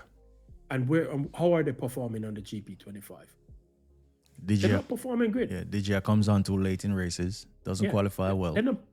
And again, he's having the same front end issues as Peko. So Mark is the one really making the difference on that GP25. And if Mark was on the GP24, he'd be beating everybody on the GP25. Which you know what makes sense as well? They had asked, what was I seeing it in? Where they asked the riders a question. If you was to have a motorcycle and they ask front grip or front feeling, right? Same thing. rear grip, or front feeling, right? I think Fabio said, I think Quartararo said he needs, because currently they said they don't have any rear grip in the Yamaha, right? Mm-hmm. It's funny because Mark also said he would take the rear grip over the front end field, which makes a lot of sense considering what Peko is going through with the front end Digia. Mm-hmm. Right? It tells you that even though they're having the Mark can seem to use the rear of the bike and does everything that he needs to do. And this tells, not him to go back on Mark, but this tells you his talent level, because when he was on the Honda, what was the Honda? What type of motorcycle was the Honda? Front end, right? Front end. You could turn that, the front end on that thing, you could turn it, you could just put everything on the front end and he turns it, right? And then now he's like on the Ducati, and now he's like, well, like bro, there's not a lot of riders who could do that, big bro. Yeah. It's crazy. Mm-hmm. And, but so just go back. The Peko needs more, as you said, more. This is why sometimes I'm harder than Peko, right? And I guess I was a victim of that too until I actually sat and thought about it. And I'm like, okay, Peko is not the talent level of a Mark Marquez. So we move that out of the way. Yeah. Peko is one of the riders who, as you said, things has to be in line, right? His ducks has to line up, right? And once, if everything is working as how Peko wants it, he's as fast as anyone, right? So, and once you understand that, you stop being so hard on him, right? You just understand that he's not the rider to ride around issues on a motorcycle. He's not that guy, and that's okay. Exactly. Because there's only one person, less than 1% of riders who can do that. Yeah, and I don't think and him not being able to do that doesn't take away from the fact that he's a damn good rider. Yeah, of course. And and the thing is, and that's what I'm saying, people just don't want to admit that Peko is a damn good rider. Yes, he does. He needs things to be perfect. Okay, so we can't kill him for that. Can't kill him for that. You would say Mbappe is a great football player, right? Yeah, of course. Is he Ronaldo and Messi? No. Exactly. And that's the thing where we just have to understand that, you're gonna have your Ronaldos, your Messis, your Maradonas, your Peles of this world, and then you're gonna have the other that comes in that were super talented too, but you're just not these guys. It's the same thing. You're gonna have in the MotoGP, you're gonna have your Rosses, you're gonna have your Marquezes, right? Your Duans. Then you're gonna have the guys that comes in down below these guys. It's okay. Yeah, I think that look, I like Peko because I think from a human standpoint, he doesn't seem blasé, he doesn't seem outlandish. He just seems like a quiet, reserved sort of person. For that reason, I like him, and I think what we saw Sunday, that was a good ride from him. That was, I hope, he replicates it going forward. It's not a one-off, because again, if you look at the start of the season, those were the only 3 riders finishing on the podium. That's what I'm worried about. Even though they're saying that I have to see at least 2 more sample sizes. Well, that's where the test they had yesterday. And that's what I don't even pay the test no mind, right? Because I'm like, well, it's the same track. It's well rubbered in from the day before. So I got to see 2 more sample sizes. Yeah. To see if that really works. Where they're going next? They're going to Misano? No, or is it Mugello? Mugello next. Is it Mugello? You sure? Yeah, Mugello next. So that's in his backyard. Yeah, but right. Marquez don't respect people's backyard, mate. So right. I won't even talk. That's about, not the only thing. Yeah, that's not the only thing you need to look at. Mark is not really good at Mugello. Yeah, well, Mark's on the Ducati this year, right? So it's a different kettle of fish now. Yeah. So and to just go back on the next race is it's not. The next race is oh yeah, it's Mugello. They're in Italy. Yeah. Brembo, where are they? Mugello. Okay, cool. It's Mugello. Yeah. It's to the map there. It's Mugello, and then after that, that's my favorite track of all time, mate. The ultimate track, the best. This is the best track there is. Oh, where that, Bruno? Where that next? No. Oh. Assen, yeah. Assen Cathedral of Speed. What? Assen. Yeah, that always throws up some race. So just Assen is the best track there is. Just to be, there's only a few. Just to go back on how difficult it is to be at the top of your game. So there's only, if you look at riders or in any sport, right? Not only riders, any sport where you're at like the real top of your that 0.01% of greats. There's not a lot of these riders, a lot of these people who could manage being at that level and do anything else. Yeah. There's only a few people that when you look at it, there's only a few people that has done it. Lewis Hamilton is one of them. Max Verstappen. Right. No. Ronaldo is one of them. I'm talking about being a guy who does this and then you have time to actually be a superstar outside of what you do. Okay. So like a Mark Marquez. If MotoGP, when Liberty comes in, if they want to make us like a real superstar, it wouldn't be Mark. Like an image to be like a superstar. Why wouldn't he be Mark? Because Mark doesn't have the charisma to be a superstar like that outside of racing. Mark, whole thing is racing, go home. That's why he's so good. If you're looking for a superstar, you probably would have to choose like a Fabio Quartararo. Yeah, you'd have to choose Fabio. Right? You see Fabio everywhere. and that's the thing, whereas like I'm looking at it like, if you're not a person who is dialed in on just motorcycle racing, where you're not beating a Mark Marquez. Because that's all he does. That's all he knows. He eats, sleep. Well, again, I think, And if you look at someone like a Max Verstappen, kind of like in the same category. Yeah, if you look like a Max, outside of Max, even when he's not in F1, he's racing he's doing sim. He's hard to beat. If there's people are dialing and have the right equipment, bro, you might as well just go home. Yeah, which is what makes Lewis Hamilton so unique. Yeah. So just to finish up on the whole Peko thing, I was happy for him on Sunday because I think he deserved a break. Mm-hmm. You know, he needed a break, a bit of good fortune come his way, especially after, I think, when he crashed out of Silverstone in that race, and the look, and it's like he was on his knees confused, and it's like, yo, I don't know what happened. I didn't do anything different. The bike just washed out, the front just washed out, and that was it. So I think this was a good bounce back for him, and I hope when we get to Mugello in 2 weeks' time, is it not 2 weeks, 3 weeks? All I'd say whilst you're looking that up is all is not lost for Peko, right? In terms of like, he could be champion again in the future, right? Because it's the weekend of the 20th to the 22nd. Okay. So that's, so that's next weekend. So, I want to say if he goes to go Mugello and goes well there as well, again, let's hope it's a sign, and hopefully the test that they did yesterday, after the Aragon, he managed to find something that can give him a bit more confidence, and then we'll see where it goes.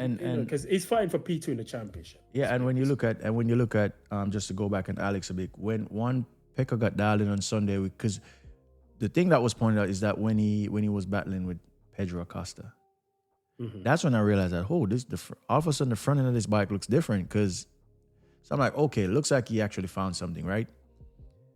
But what was telling for me as well, which is why I say to you with the old Alex Marquez thing, what was telling for me is that Peko was finding some hot laps, right? And he clawed up to the back of Alex. And usually in this type of situation, the old Alex, right, probably would have bottled it, right? Burn out his tires. But he kept, and then he pulled away from Peko a little bit and just kept that half a second gap to the line. And when I look at it, I'm like, yo, I get it. Most people are just looking at the motorcycle, but they got to look at the man himself also. Alex Marquez is a whole different rider mentality. Because usually he would bottle leads. He would just do a bunch of mistakes, but he's not really making. And I'm like, damn. So what that tells you, obviously you have a better motorcycle. Now he's probably riding the way he really wants to ride a motorcycle. So he's now using his strengths, using his talents, right? And I think that's just where he's at now. And I think we've touched on this in previous pod where we said, look, at the end of the day, Alex is no mug, but you thought he was a mug because he was riding that turbo bikes. So so once once he's now definitely on a better bike, you're starting to see the performance. If we had seen the same level of performance like he was on the Honda, then he'd be like, yeah, dude, you're not ready for this because you're literally riding what many still thinks is the best bike on the grid, the GP24. It's still, people still think it's the way, because I think if Peko was on that GP24, he'd probably be beating Mark, Alex. And the crazy thing is, right, remember I asked you this question when I asked you about Frankie or Alex. Mm-hmm. A lot of people you see on the grid and in the paddock, they rate Frankie over Alex. A lot of them. They may not want to admit it now, right? Yeah. But where's Frankie on the GP24? I think he's fourth or fifth. Alex is throwing eggs on him. Where is he? He's doing good. Frankie's fourth in the championship. No, I'm not saying he's that. That's what I say. I'm not saying he's doing bad. But if you was to ask, you would say, of these two riders we're going to put on a GP24, who do you think is going to come out on top? Or who do you think is going to be the guy that's going to perform the best? Well, you're right. Most people would have said Frankie. Would have said Frankie. Because these are the same people who actually thought Alex is actually there because of Mark, but not because he's a two-time world champion. But hey, anyway, I'm not going to sing that song. But yeah, that's it on Peko. Before we got to touch this on Peko. Well, he's looked like he's found a solution on the main race. He still needs to sort out the sprint issue. That hasn't been fixed. Yeah, he can't. Because remember, even when the GP24 was dialed in, he still had the sprint issue. Yeah. Right. So I'm not sure how he's going to do that. Because Lorenzo had an issue at one point. You remember when he went to Ducati? You know that Lorenzo's early struggles was because of a situation with the fuel tank. There you go. And they had fixed it, but so Lorenzo probably knew what he wanted, and he probably could explain that to the engineers, and they made it so. And that's when you saw Lorenzo started winning races, starting being up there, right? So let's see if they could find out for Peko. But it's been 3 years, so it's a tough one, right? Yeah. So even if he's fast in the main races, if Mark is still winning sprints and Alex coming in 1, 2, and you're in 5th, 6th, and 7th, you're not gonna win. You're not even gonna beat Alex. So he's still got the sprint Achilles heel that needs to get fixed. Yeah, right. Because he lost the championship based on that. You know what? Right? You could also argue he lost the championship in Aragon last year as well, with that crash with Alex. Yeah, he crashed out of 3 main races. He crashed out of 3 races last year, right? So you could say, so you could say that's where he lost the championship. But it's easy to say it's the sprint races. No, but that's what I'm saying. Even with that crash, that was a one-off, and this is how I look at it. It's a one-off, right? But the sprinting, it was almost every weekend. So over time, even if you had that one crash, if you wasn't that guy in the sprint, you probably would have won the championship if you was a better sprint rider. Make sense? Because anyone could crash in a race. Because if you look at it, Mark is not. But then again, you can say the same thing. Anybody could crash in a sprint race. Oh yeah, any race at all. But that's what I'm saying. He wasn't crashing. He just wasn't performing. I could deal with a rider that crashes.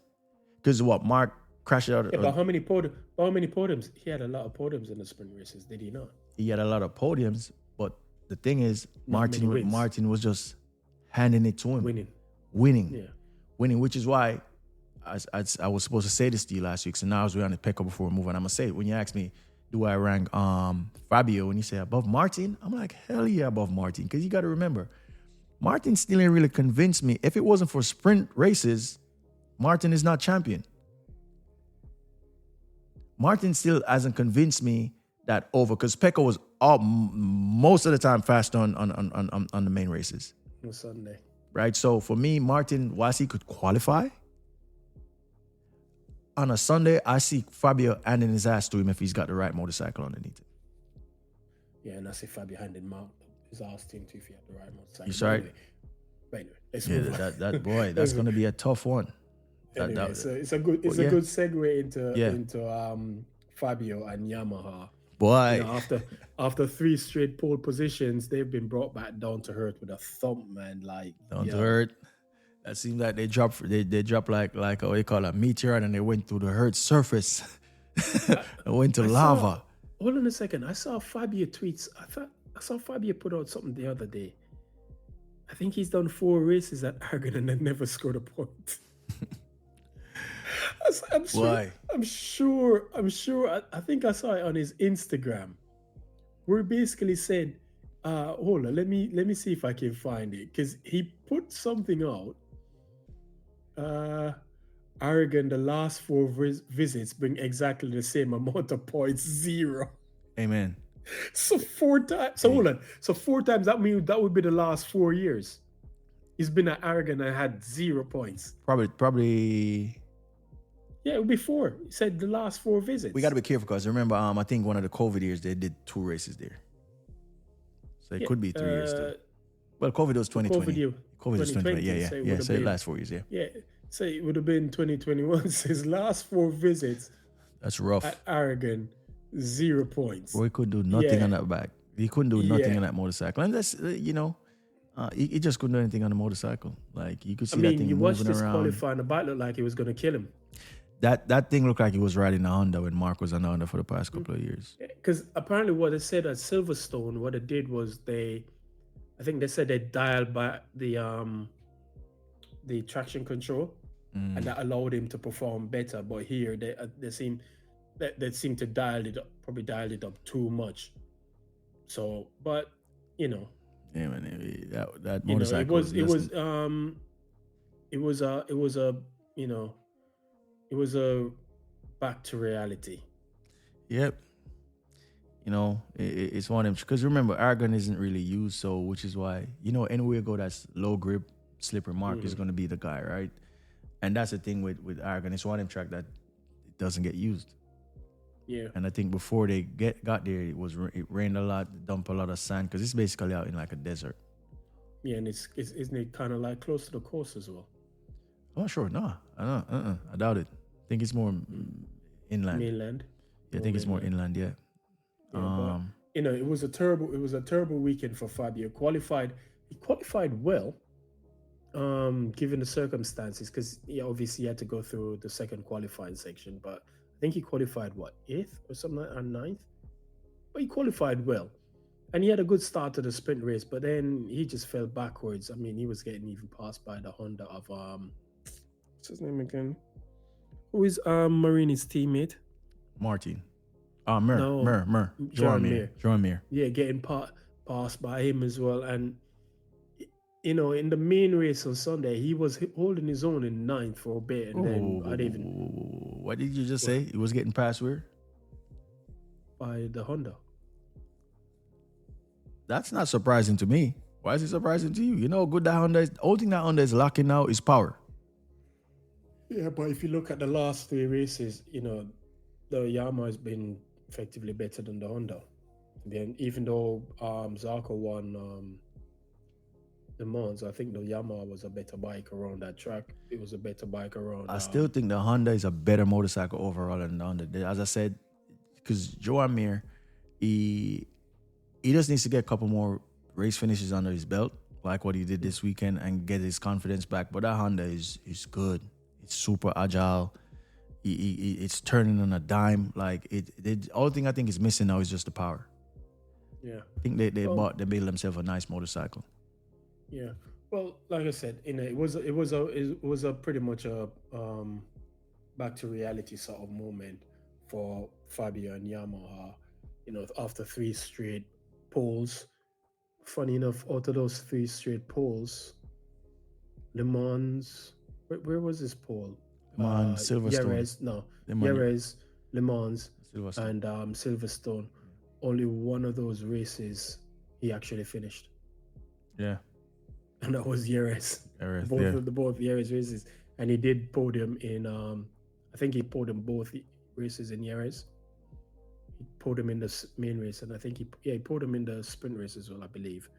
Or he finished 4th. I can't remember. But, it's in some ways it's a good sign for Yamaha that they look like they're the back. No, remember that the sprint that he crashed out of when Mark passed him? Where? The Earth. He crashed. Remember, he was leading the sprint, and when Mark passed him, then he crashed. He crashed out of the sprint in Jerez, and then he pulled him. And they pulled him for the main race. Yeah. Because Mark crashed at Jerez as well. So yeah, pretty much back to reality. Back to reality, yeah. I think any notable mentions from the weekend that we can. MotoGP. Okay. I think Pedro Acosta had a good weekend. Yeah. We mentioned Furman already. Frankie had a good weekend as well. Frank, because the thing is, Frankie's consistently there in the top 10. He's teetering between like the 5th, 6th. He's there, which is why he's 4th. So he's showing consistency, right? Yeah. Which is Wasn't good. that good a weekend for Zarco? No, it wasn't. It wasn't a good weekend for Zarco. Joe Amir was the best Honda this weekend. Yep. What should I? Maverick was coming on good until he crashed in the main race. Bezzecchi came through well in the sprint, right?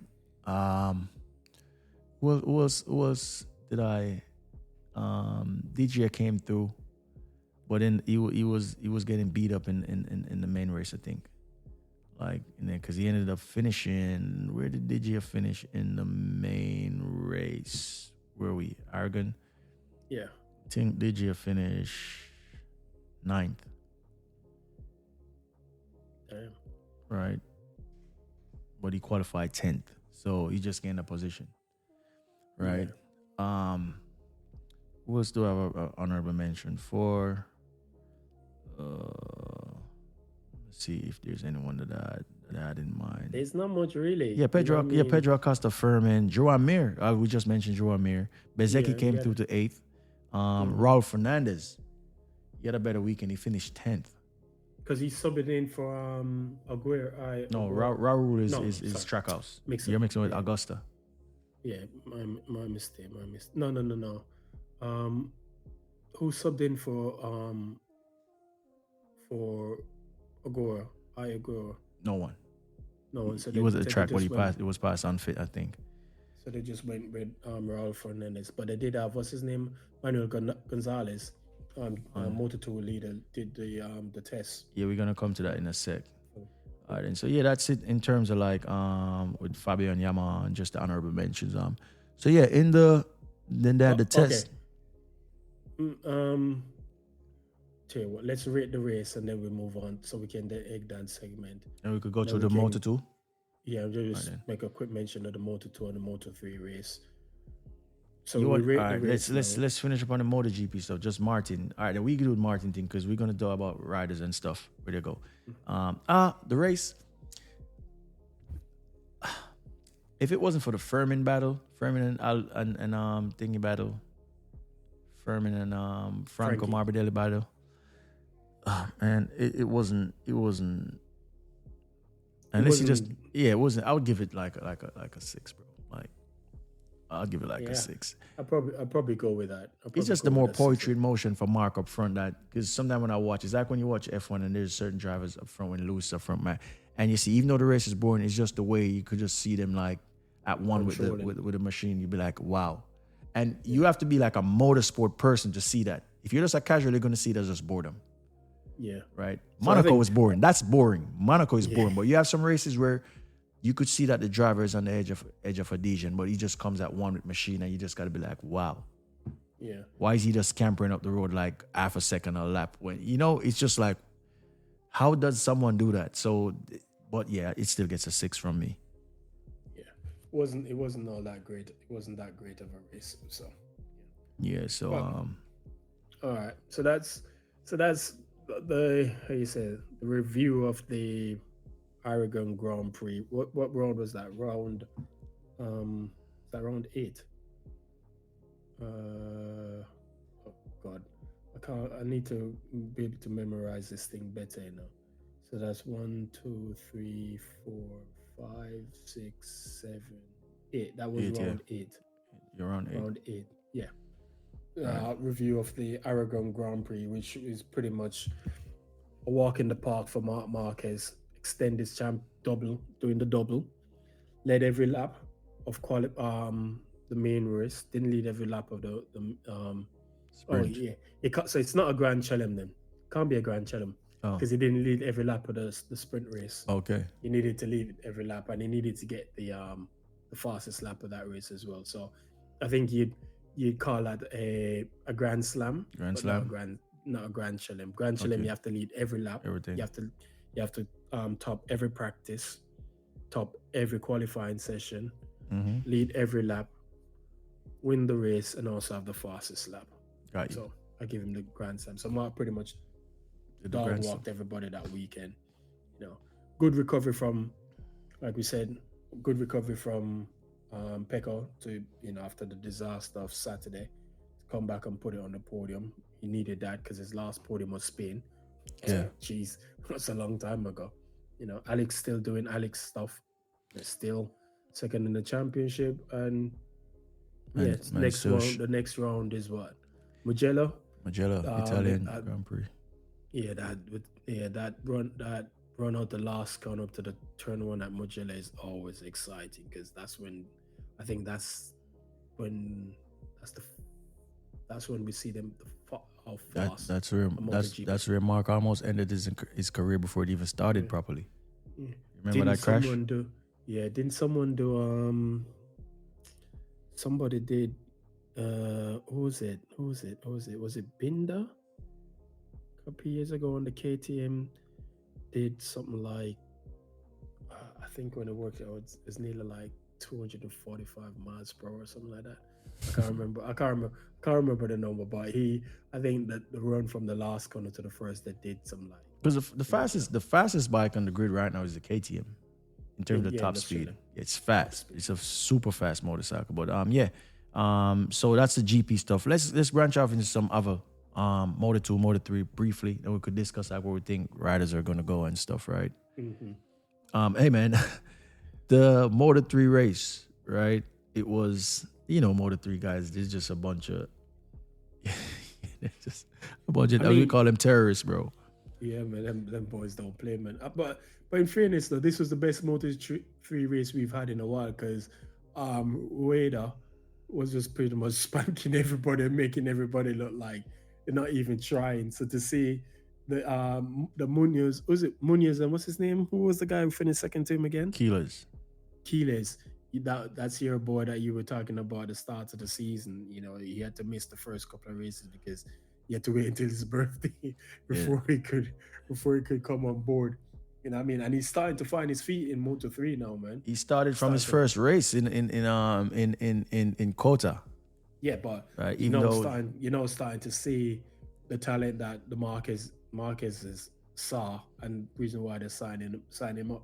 So that was a really good race up until again it's another last lap thriller. Well done to the two of them. Then before Munoz, right? He's got talent, but he's just sometimes he's reckless. So he's one of them riders that he's reckless, and when he's not reckless, he has bad luck. Yeah, this is the first he's actually found. They're pretty much just branding him like, yo, you don't want to get in a dogfight with David Munoz because you very likely will come out of it and then in a good state. And then this Max Keyless, boy's rough. He's a little dog. He's a little pit bull, right? And for his third race, and he's already leading races. He's qualifying well. He the talent is there. He almost put it on pole. Didn't he? And it took Rueda to do, the Rueda, what's his name? Juan Manuel Rueda, to do his thing and put it on pole. So, like you said, you had your high out for him, Keyless a long time ago, and he's starting to, we're starting to see the talent come through. So, Moto2 again, another untrue. And untrue. What's the guy? Oh God, what's the guy? I can't remember his name. Diego Moreira. Diego Moreira. Yeah, another that. What did he win it by? 0.003 of a second. That was crazy. Hey, that is that what I put on X when I posted it. Untrue put all his chips on yellow and red, which is the edge of the track, and it paid off. And it paid off because when he went into that corner, I'm like, yo, there's no way he could hang it out around the outside. And again, and at the same time, what's the guy's name? Diego Moreira. He made a mistake too, because he should have expected that to come. or was he thinking he was going to go up the inside of him? You probably think So he because went what you're saying, he should have ran him out to the edge of the track. He should have taken the edge of the track. Yeah. He wasn't expecting it. I think he was probably thinking he was going to go up the inside because it's the most because if you watch the race, that's where Untrue was passing people on the inside of that last corner. Yeah. So and the thing is that Untrue probably already knew. He probably already knew he had some grip out there. He just needed to be close enough to him, and he's just gonna hang it out, right? Yeah, I think it dude just went. Is either crash up because he wasn't because Untrue was on pole. Yeah, and so all right. So Diego Moreira, right? He's one of them kid that he's highly rated, right? Highly rated, and he always shows these flash of brilliances. Right, flash of brilliances. But he's not consistent. He's not consistent. But you know why I admire him and what I like about him? It's like what I said. He's one of my other. Right, even though he's on the Calyx, but even though the Italtrans team is what Bastianini won with, right? But the Italtrans team isn't one of the serial championship winning teams of Moto2, right? They're there, right? But the fact that he's the guy that's in that team, he's not in the IO stable. He's not in the Mark VDS. He's not in the Aspar type of teams. I always look for the riders because to get to those teams, you have to have done something good. Yep. More often than not. Diego Moreira is not in those situations, but he's just there and he's just showing. And he just say, whenever he gets the right situation around him, he's going to be okay. He's going to show his true potential consistently.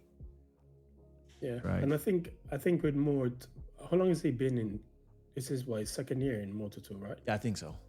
Yeah, and I think and the more experience he gets in the category, I think the better he's gonna eventually get. I don't think he's gonna stay long. Really? Yeah. But where you see, he's going MotoGP. Yeah, but MotoGP rides are. He's going MotoGP, bro. Right? He's going because you got to think about MotoGP rides. If you think about look on the grid, Jack Miller is on his way out. Alex Rins is on his way out. Zarco is probably on his way out because Zarco is what always ride on the grid. Yeah, but I think Zarco is gonna get a new contract. Probably for next year. Right. So all right, so even if we base it on that, so you're looking at Rins, Oliveira. Obviously, Oliveira would say Toprak is already there. So let's say Rins, Jack Miller, Zarco with an asterisk, right? Trackhouse still believe in Raul Fernandez. He's Goyer could find himself surplus requirements as well. Nah, not as long as Honda is still on the grid. And yeah, Agura still has at least another team in him on the grid. I don't think Agura is going anywhere. Because you got to remember, where is Martin going to go? And if Martin, maybe Agura goes to the factory. Yeah, but hold on. But what does Honda have to do with him being on the grid? Because again, he's riding for Aprilia. Yeah, he's still Japanese. Yeah, but he's not on a Honda. It's not on a Honda. Yeah, it doesn't matter. You have to remember we talk about. Remember, but you have to remember he passed up the opportunity. That's fine. You have to remember the Japanese, bro. They're different, right? Japanese. Even if he passed up, he's Japanese, and a Japanese rider on a Japanese bike, especially if the Japanese bike is. Yeah, but that's what I'm saying. So are you saying he's going to end up on a Honda? He could. That's what I said to you. Ayagura out of Trackhouse doesn't exit MotoGP. Hell no. Ayagura got a nice future in MotoGP. Okay, let's wait and see. I'm a bit suspect on that one. Right. Yeah, because the thing is, Ayagura, even with the issues he's had, now people are putting down whatever issues Ayagura is having. They're putting down more to the Aprilia than Ayagura himself because of what he's shown so far on that. You make sense? So Ayagura, he's got upside, right? So Ayagura, before he's off the grid, he's probably going to go to the factory Aprilia team before he goes anywhere else. He's not just going to be like, well, he's out of Ferrari. Because you remember, he's young, right? So if I'm talking about people who are probably not going to be in the grid soon, is the names, is the Rins, let's not put it because we don't know who's leaving it. So it's the Rins, the Oliveiras, the Jack Millers. Raul Fernandez is probably going to be on that chopping block at some point, right? Brad Binder is probably going to be on that at some point soon. And that's 5 riders already. Right? Who else? Who else am I looking at? Luca Marini. Right? That's it. So there's rides, bro. Seats are going to come up for these younger. Seats are going to come up for the likes of the Diego Moreiras of this world and the young cats that are coming up, the young riders who are coming up through the system, right? Because you got to remember that a lot of these guys are pushing 30 now on the MotoGP grid, right? So seats are going to come available. I don't know where they're going to come from, but that's just hypothetical. That's just me throwing out some opinions, right? But I could see a lot of these riders I mentioned going at some point. So there's going to be rides. Plus the race is coming up for Brazil. Diego Moreira. That makes perfect sense. True. Frankie's going to represent that halfway because he's half Brazilian. Right? So it makes sense. Diego Moreira makes sense at some point in the future for the MotoGP grid. Right? Because, I mean, who was the last full Brazilian rider they had on the grid? Can't be Alex Barros. In MotoGP? Yeah. Probably. Do you know how long Alex Barros is? Probably Alex Barros, bro. Right. And then if you look at we talking about everything. We ain't talking about Daniel Garda wiping out. Man. Yeah, I'm waiting to see if he's going to get a penalty for the next race. That was crazy. I want to see if he's going to get a penalty for the next race. Man, that was wild. So, we got him, young cat. What's his name? Help me. David Alonso.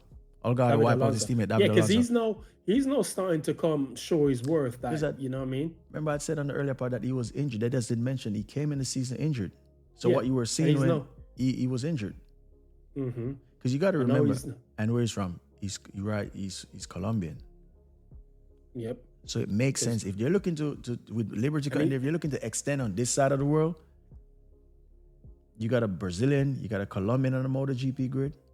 These guys just need to do well enough where they don't bum like a Tony Arbolino or what's that dude that was our Celestino Vietti because what's the number 7? Vietti's time. Vietti ain't going to MotoGP. No, that's past. What's the other dude that's in? I think he's in. I don't even know where he's at now. Used to ride the number 7 in Moto2. Baldassari. Isn't Baldassari? Isn't Baldassari in Is it Super Sport or Superbike? Is that now? Super Sport? I think he's in Super Sport. Baldassari. So you talk about epic falls, bro. I'm talking about Tony Arbolino. I'm talking about Baldassari. I'm talking about Celestino Vietti. I'm talking about riders who led Moto2 World Champions who looks like, this is the guy. And they just fell flat on their faces. You want me to give you a name who I thought was going to make it, but didn't? Give you 2 names. One was in 125 and another was in 250. Bet you couldn't tell me that. Guess who I'm going to call? From the 125 days or Moto3? 125 days. 125 days. He rode, what bike was it? Was it a Derby? Can't remember. No, I don't remember. I don't remember the make. Yuichi Wee, and Manuel Poggiali. Oh, you're going way back, bro. You're going way back. That's a team 125, 250, bro. Manuel Poggiali was touted as the next best thing, but that man fell off the face of this earth. And in same thing, 125 was touted as the next best thing coming out of Japan, fell off the face of this earth. And then and that's what it tells you. And if you look at Moto3, Romano Fenati, right, came in as hot stuff. Where is he now? It's not even racing, right? And we already talked about Danny Kent several times, which is why I said to you, when you look at, there's certain riders, man, you have different types of riders. You have riders that are just good on one size of motorcycle, one type of motorcycle, right? Danny Kent was that guy. Couldn't ride a large motorcycle to save his life, right? He's doing BSD. If you had a choice to be like a Danny Kent who could dominate a Moto3 season, right? But you can't ride a larger motorcycle, right? So as in Danny Kent winning a championship, but you can't ride a larger motorcycle, right? Moto2 couldn't ride that.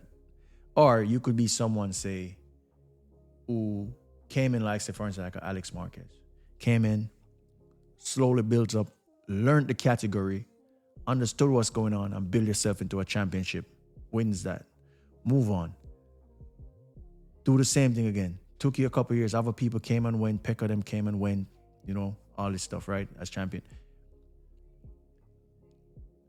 And do it again, as in Alex. Come to Moto2. Took him a couple of years. But he wasn't no bum. We knew he wasn't a bum. But it just took him a little while. And when they moved to the 765, I think, in the Triumph, he won, right? Larger motorcycle. Because he's one of the taller guys. Now he's in MotoGP having a long career. Which one would you choose? Probably Alex. Yeah, it makes much sense. So it's pointless being this super talented rider on a small motorcycle if you can't ride anything else. That makes no sense. True. Right? And we've seen a lot of those. Romano Fenati is one of those. Right? Struggles on a larger motorcycle. Right? But even when you look at someone like a Zarco or a Bastianini, look at Zarco and Bastianini's career. Bastianini was always running about there in Moto3 races, right? Close to winning. Zarco in 125, it was the same thing, close to winning. Then he won. And then Zarco went in the right situation in the IO system, hit them with 2 chips back to back in Moto2. I said it's in the last pod. Don't want to repeat myself. Not everyone listened to the last pod, so I'm going to say it again. If you go back to when Zarco was in 125s and you ask most of the grid or most of the paddock, right? If they see, so are we looking at what, 20, when was Zarco champion? 20 what? When was Zarco Moto2 world champion? Bro, I can't even remember, man. Right, because I need to, in order for me to bring the point across, let me see if I could find it.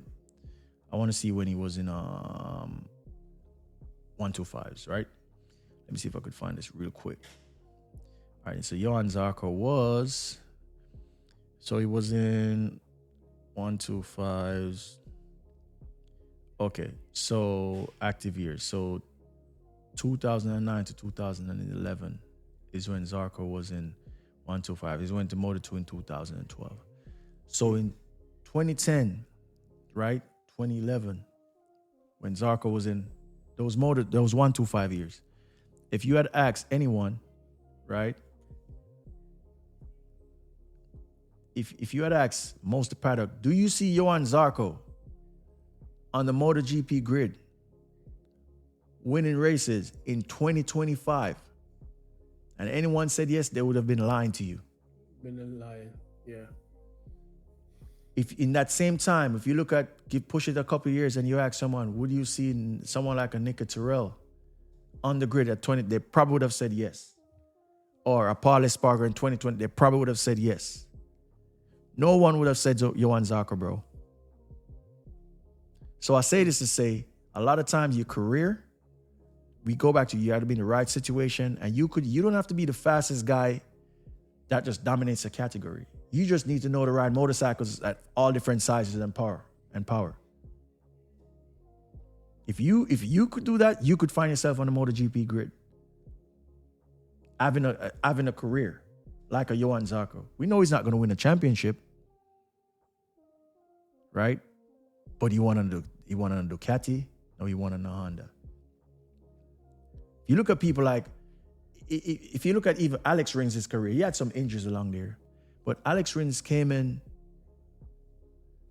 with pedigree, came in with the lure of, yo, this is the... Right? I have one more thing on the agenda. Yeah. This whole thing with Jorge Martin. Yeah. Right? I think we're pretty much expecting that he's not going to be on the Aprilia next year. Where's he going to go? Where you see him going? Unless going to drop Luca Marina this year. Where else is he going to go? Well, okay, so what if Honda says to Cecchinello, run a second bike? He's already running two bikes. Look at Luke Cecchinello. Who's the second bike? Sankia Chanchard. Isn't he running on the Idemitsu? Yeah, it's a Luca Cecchinello. It's just sponsored by Idemitsu. Shit. Oh, well then he might be out the door. Right? He's probably going to get his second season. Yeah, but what's he doing? He's not showing you anything to give him a second season. Because you have to remember, bro. You still have to remember that there's a part of it that's money. Yeah, but again, right? But come on, bro. And if you have the chance to sign Jorge Martin over Chandra, what are you gonna take? I get what you're saying, but Chandra comes from a place where the main means of transport is motorcycles. Yeah. Right, and when you have to have someone like, which is why. So just so you know, the Idemitsu motorcycle, the Idemitsu seat, is really to place Asia Talent Cup riders who come to the Asia Talent Cup. That's what that seat is for. Which is why it's, if you notice, the sponsorship on it is consistent compared to the sister bike. Yeah, the bike, even though they got consistent, they got sponsorship from Castrol now, but if you notice over the years, you would see Castrol one race and you see something else to have a race, but the second bike was always Idemitsu. Because that bike is placed there by Honda, is for the Asia Talent Cup, right? So if you look at everyone who's ridden that bike, they came to the Asia Talent Cup. Okay, yeah, true. The LCR Honda is Zarco and Chandra. Yeah. So the Idemitsu team is, even if Chandra goes, which is why I say it's specifically for somebody who comes through the Asia Talent Cup. Okay. Right. So he's probably going to get, unless they do away with that situation, because I don't see anyone. You got the young kid, but he's in all the way in MotoGP, in Red Bull's rookies. Who's that?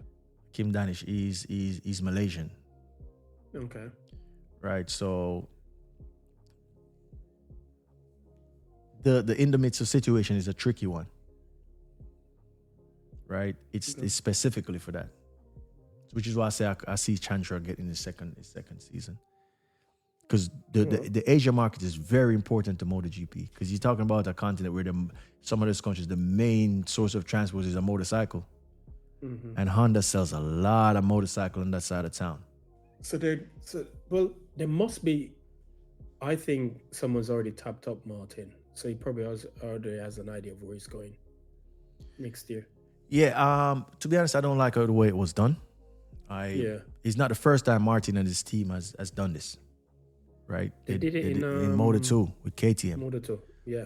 And you got to remember, man, it's like the NFL, right? Mm-hmm. You got to be careful where you burn these teams, because even though you're a world champion, you got to remember, bro. Even though Martin is world champion,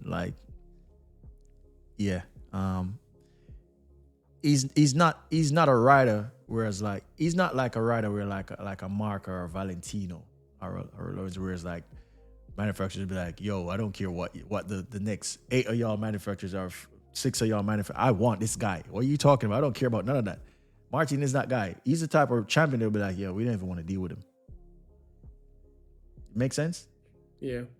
That's like. Could he end up on a KTM? Probably not. Because remember, he already set that bridge on fire. Oh. Because when he was in Moto2, right, he was supposed to. Yeah, but again, times have changed, hasn't they? I don't think KTM is. I don't think he would go to KTM because at the end of the day, why? KTM is fast, but man, KTM take a certain type of rider to ride that thing, man. Right? And as I said, and I could say this loud, I don't see Martin as one of those riders who would say, yeah, you could go to a KTM and he's gonna bring. Nah. Right? Because I don't rate Martin as high as a lot of people. I like him because I've always liked him coming up to the ranks when he was in his Moto3 campaign. I was supporting him, but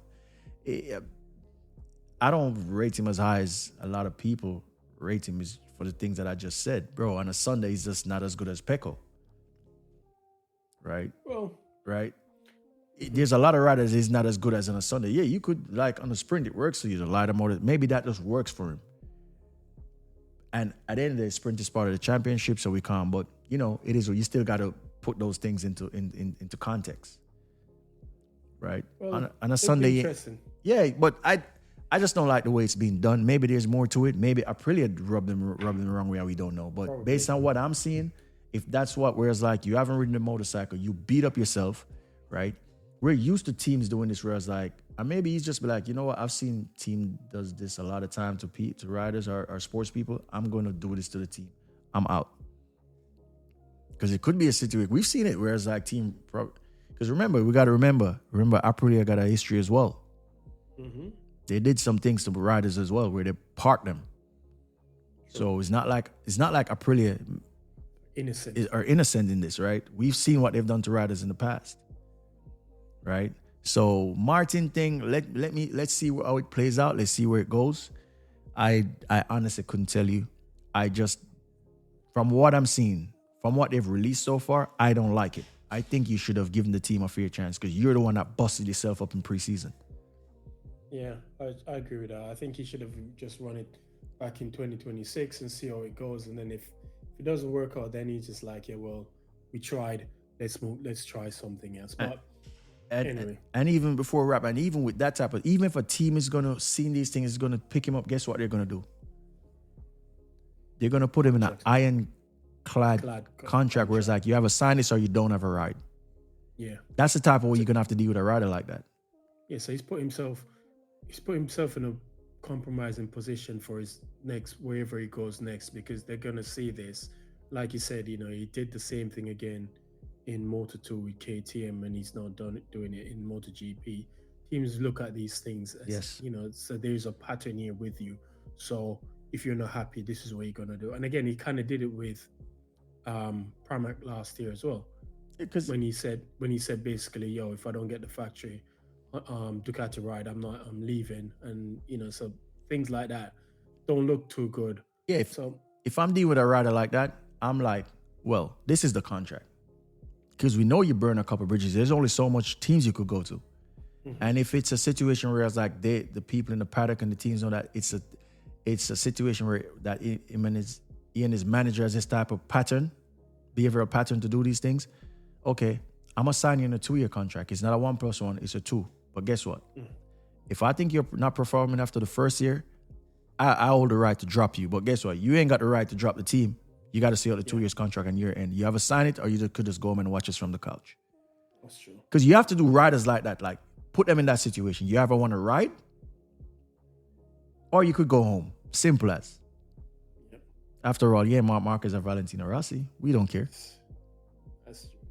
That's definitely true. So anyway, let's see where he ends up next year, because again, I think the sports would be better off with him in it than rather with him. Out of it. Yeah, they just need to have. And I think, you know, as a world champion, we'd have liked to have seen him how he would have performed this year. But again, with the injuries he's picked up and the fact that he probably won't be back for another month, maybe 2 months. We don't know. You know what I would have wanted to see? I would have wanted to see. This is the situation where I wanted 2025 to be. The fact that you just won the championship on a factory motorcycle, well, you know you get all the full support because Ducati did not withhold anything. They gave you everything to the end. They supported you, right? So even if you really believe in your talents and you're really confident that it's not the Peko fuck-ups on a Saturday that gave you that championship? Run it back. Run it back. Okay, Mark, you could go to the red team. I don't care. I just won on a factory bike. Give me the same GP25. Yeah, so let's run it back with me, you, with Martin, Marc, Peko, and Alex. Let's run it back. Let's give the people a show. Yeah. That's what he should have done, because you just won on a satellite bike. So what's your issue? Because you got the same support, and again, what they said the difference between him, the support he got, and Peko was probably like two engineers. And you still won.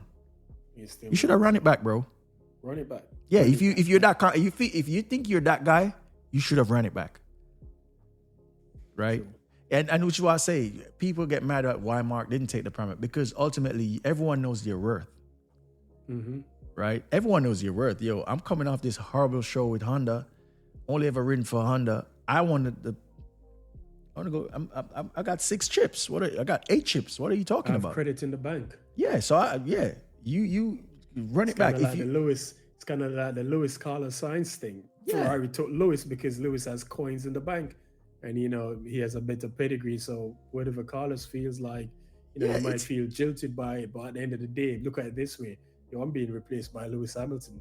Being replaced by what I'm saying? Mug, so guess what I'm gonna do? I'm Martin. I just won a championship. As long as you promise me, Ducati, to give me the same treatment as your fracture guys this year again, let's run it back. Run it back and see what's what. But If bro. beat them, Yeah, you scanned it off, and then now you beat up yourself in preseason on your new team. I haven't given them a chance, and as I said, Aprilia is not innocent, so maybe this is their karma, right? But I just don't like the way it was done. And as I said, if it comes out that in the future something, then we realize that Aprilia was a set of fuckers in the background. Cool, I'll take that. But so far from what I'm seeing presented in front of me, which is what everyone else is seeing, I don't like it. So we'll wrap on that note.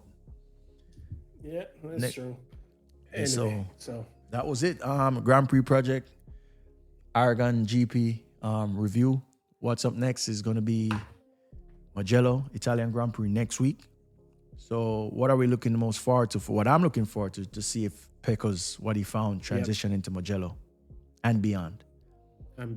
Right? And what I'm looking to is to see how he performs in the sprint, because we know we're still having the tank issue. So I'm not looking forward to the sprint. I think the sprint, there's a pattern there with the sprint races. So I'm not worried about the sprint. I think I want to see what he does in qualifying and what he does on the Sunday, and how he compares to Marc. Not to drag it on, because this is what I'm looking at too.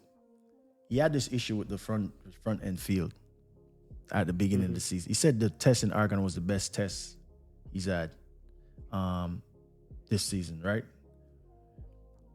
The fact that they found a fix 8 races into the season. Well, let's caveat that fix. No, I'm saying based on what he's saying, it works. He found something, right? And they haven't found anything after 3 years for the sprint situation. It tells me that they ain't gonna find a fix for the sprint. Yeah, that's what I'm saying. The sprint thing seems to be, it's a foregone conclusion. Yeah. I'm not worried about the sprint. I'm looking at Sunday to see how he does on a Sunday. Yeah. If he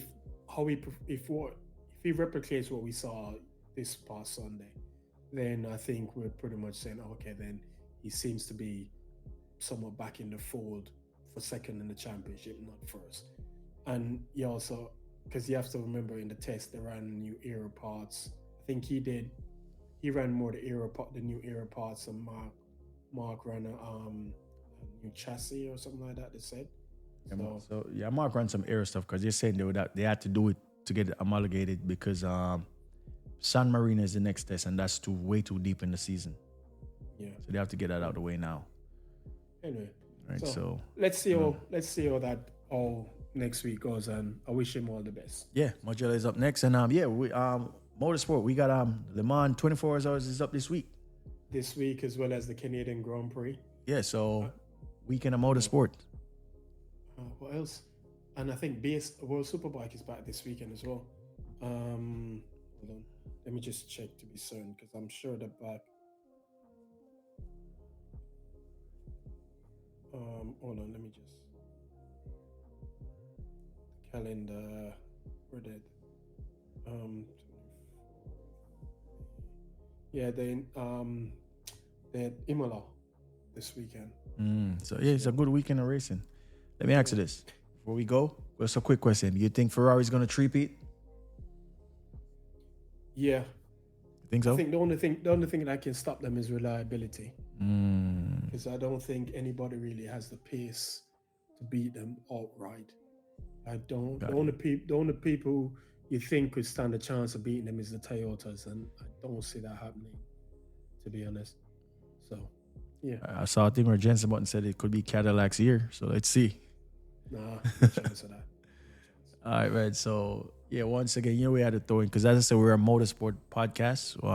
So we talk about everything. We just lump it in at the back end of it, right? So if you're a motorsport person, you're just not a MotoGP or if you're just a motorsport person, yeah, go check out those things. We got World Superbikes. We have World Superbike. So this weekend we have World Superbike at Imola, you said? Yeah. Imola, Emiliano Romagna. Or I don't know if they call it that. And then we have the Canadian Grand Prix this weekend, as well as the Le Mans 24 hours. Right. Can Bulega continue his run in the World Superbike Championship? Will Piastri win his sixth race of the season, or can Lando bounce back, or will it be a Max Verstappen win, or will the Ferraris finally decide to turn up? Because all we keep hearing to talk about the potential in that car, but for some reason they can't find a direction to the potential. Yeah. And like you asked before, can Ferrari three-peat in this year's Le Mans Championship? There's going to be, a lot of coffee is going to be drank this weekend, because Canadian Grand Prix is what? What's that? In the afternoon, so 2 o'clock Canadian time is about what? 8 o'clock UK time.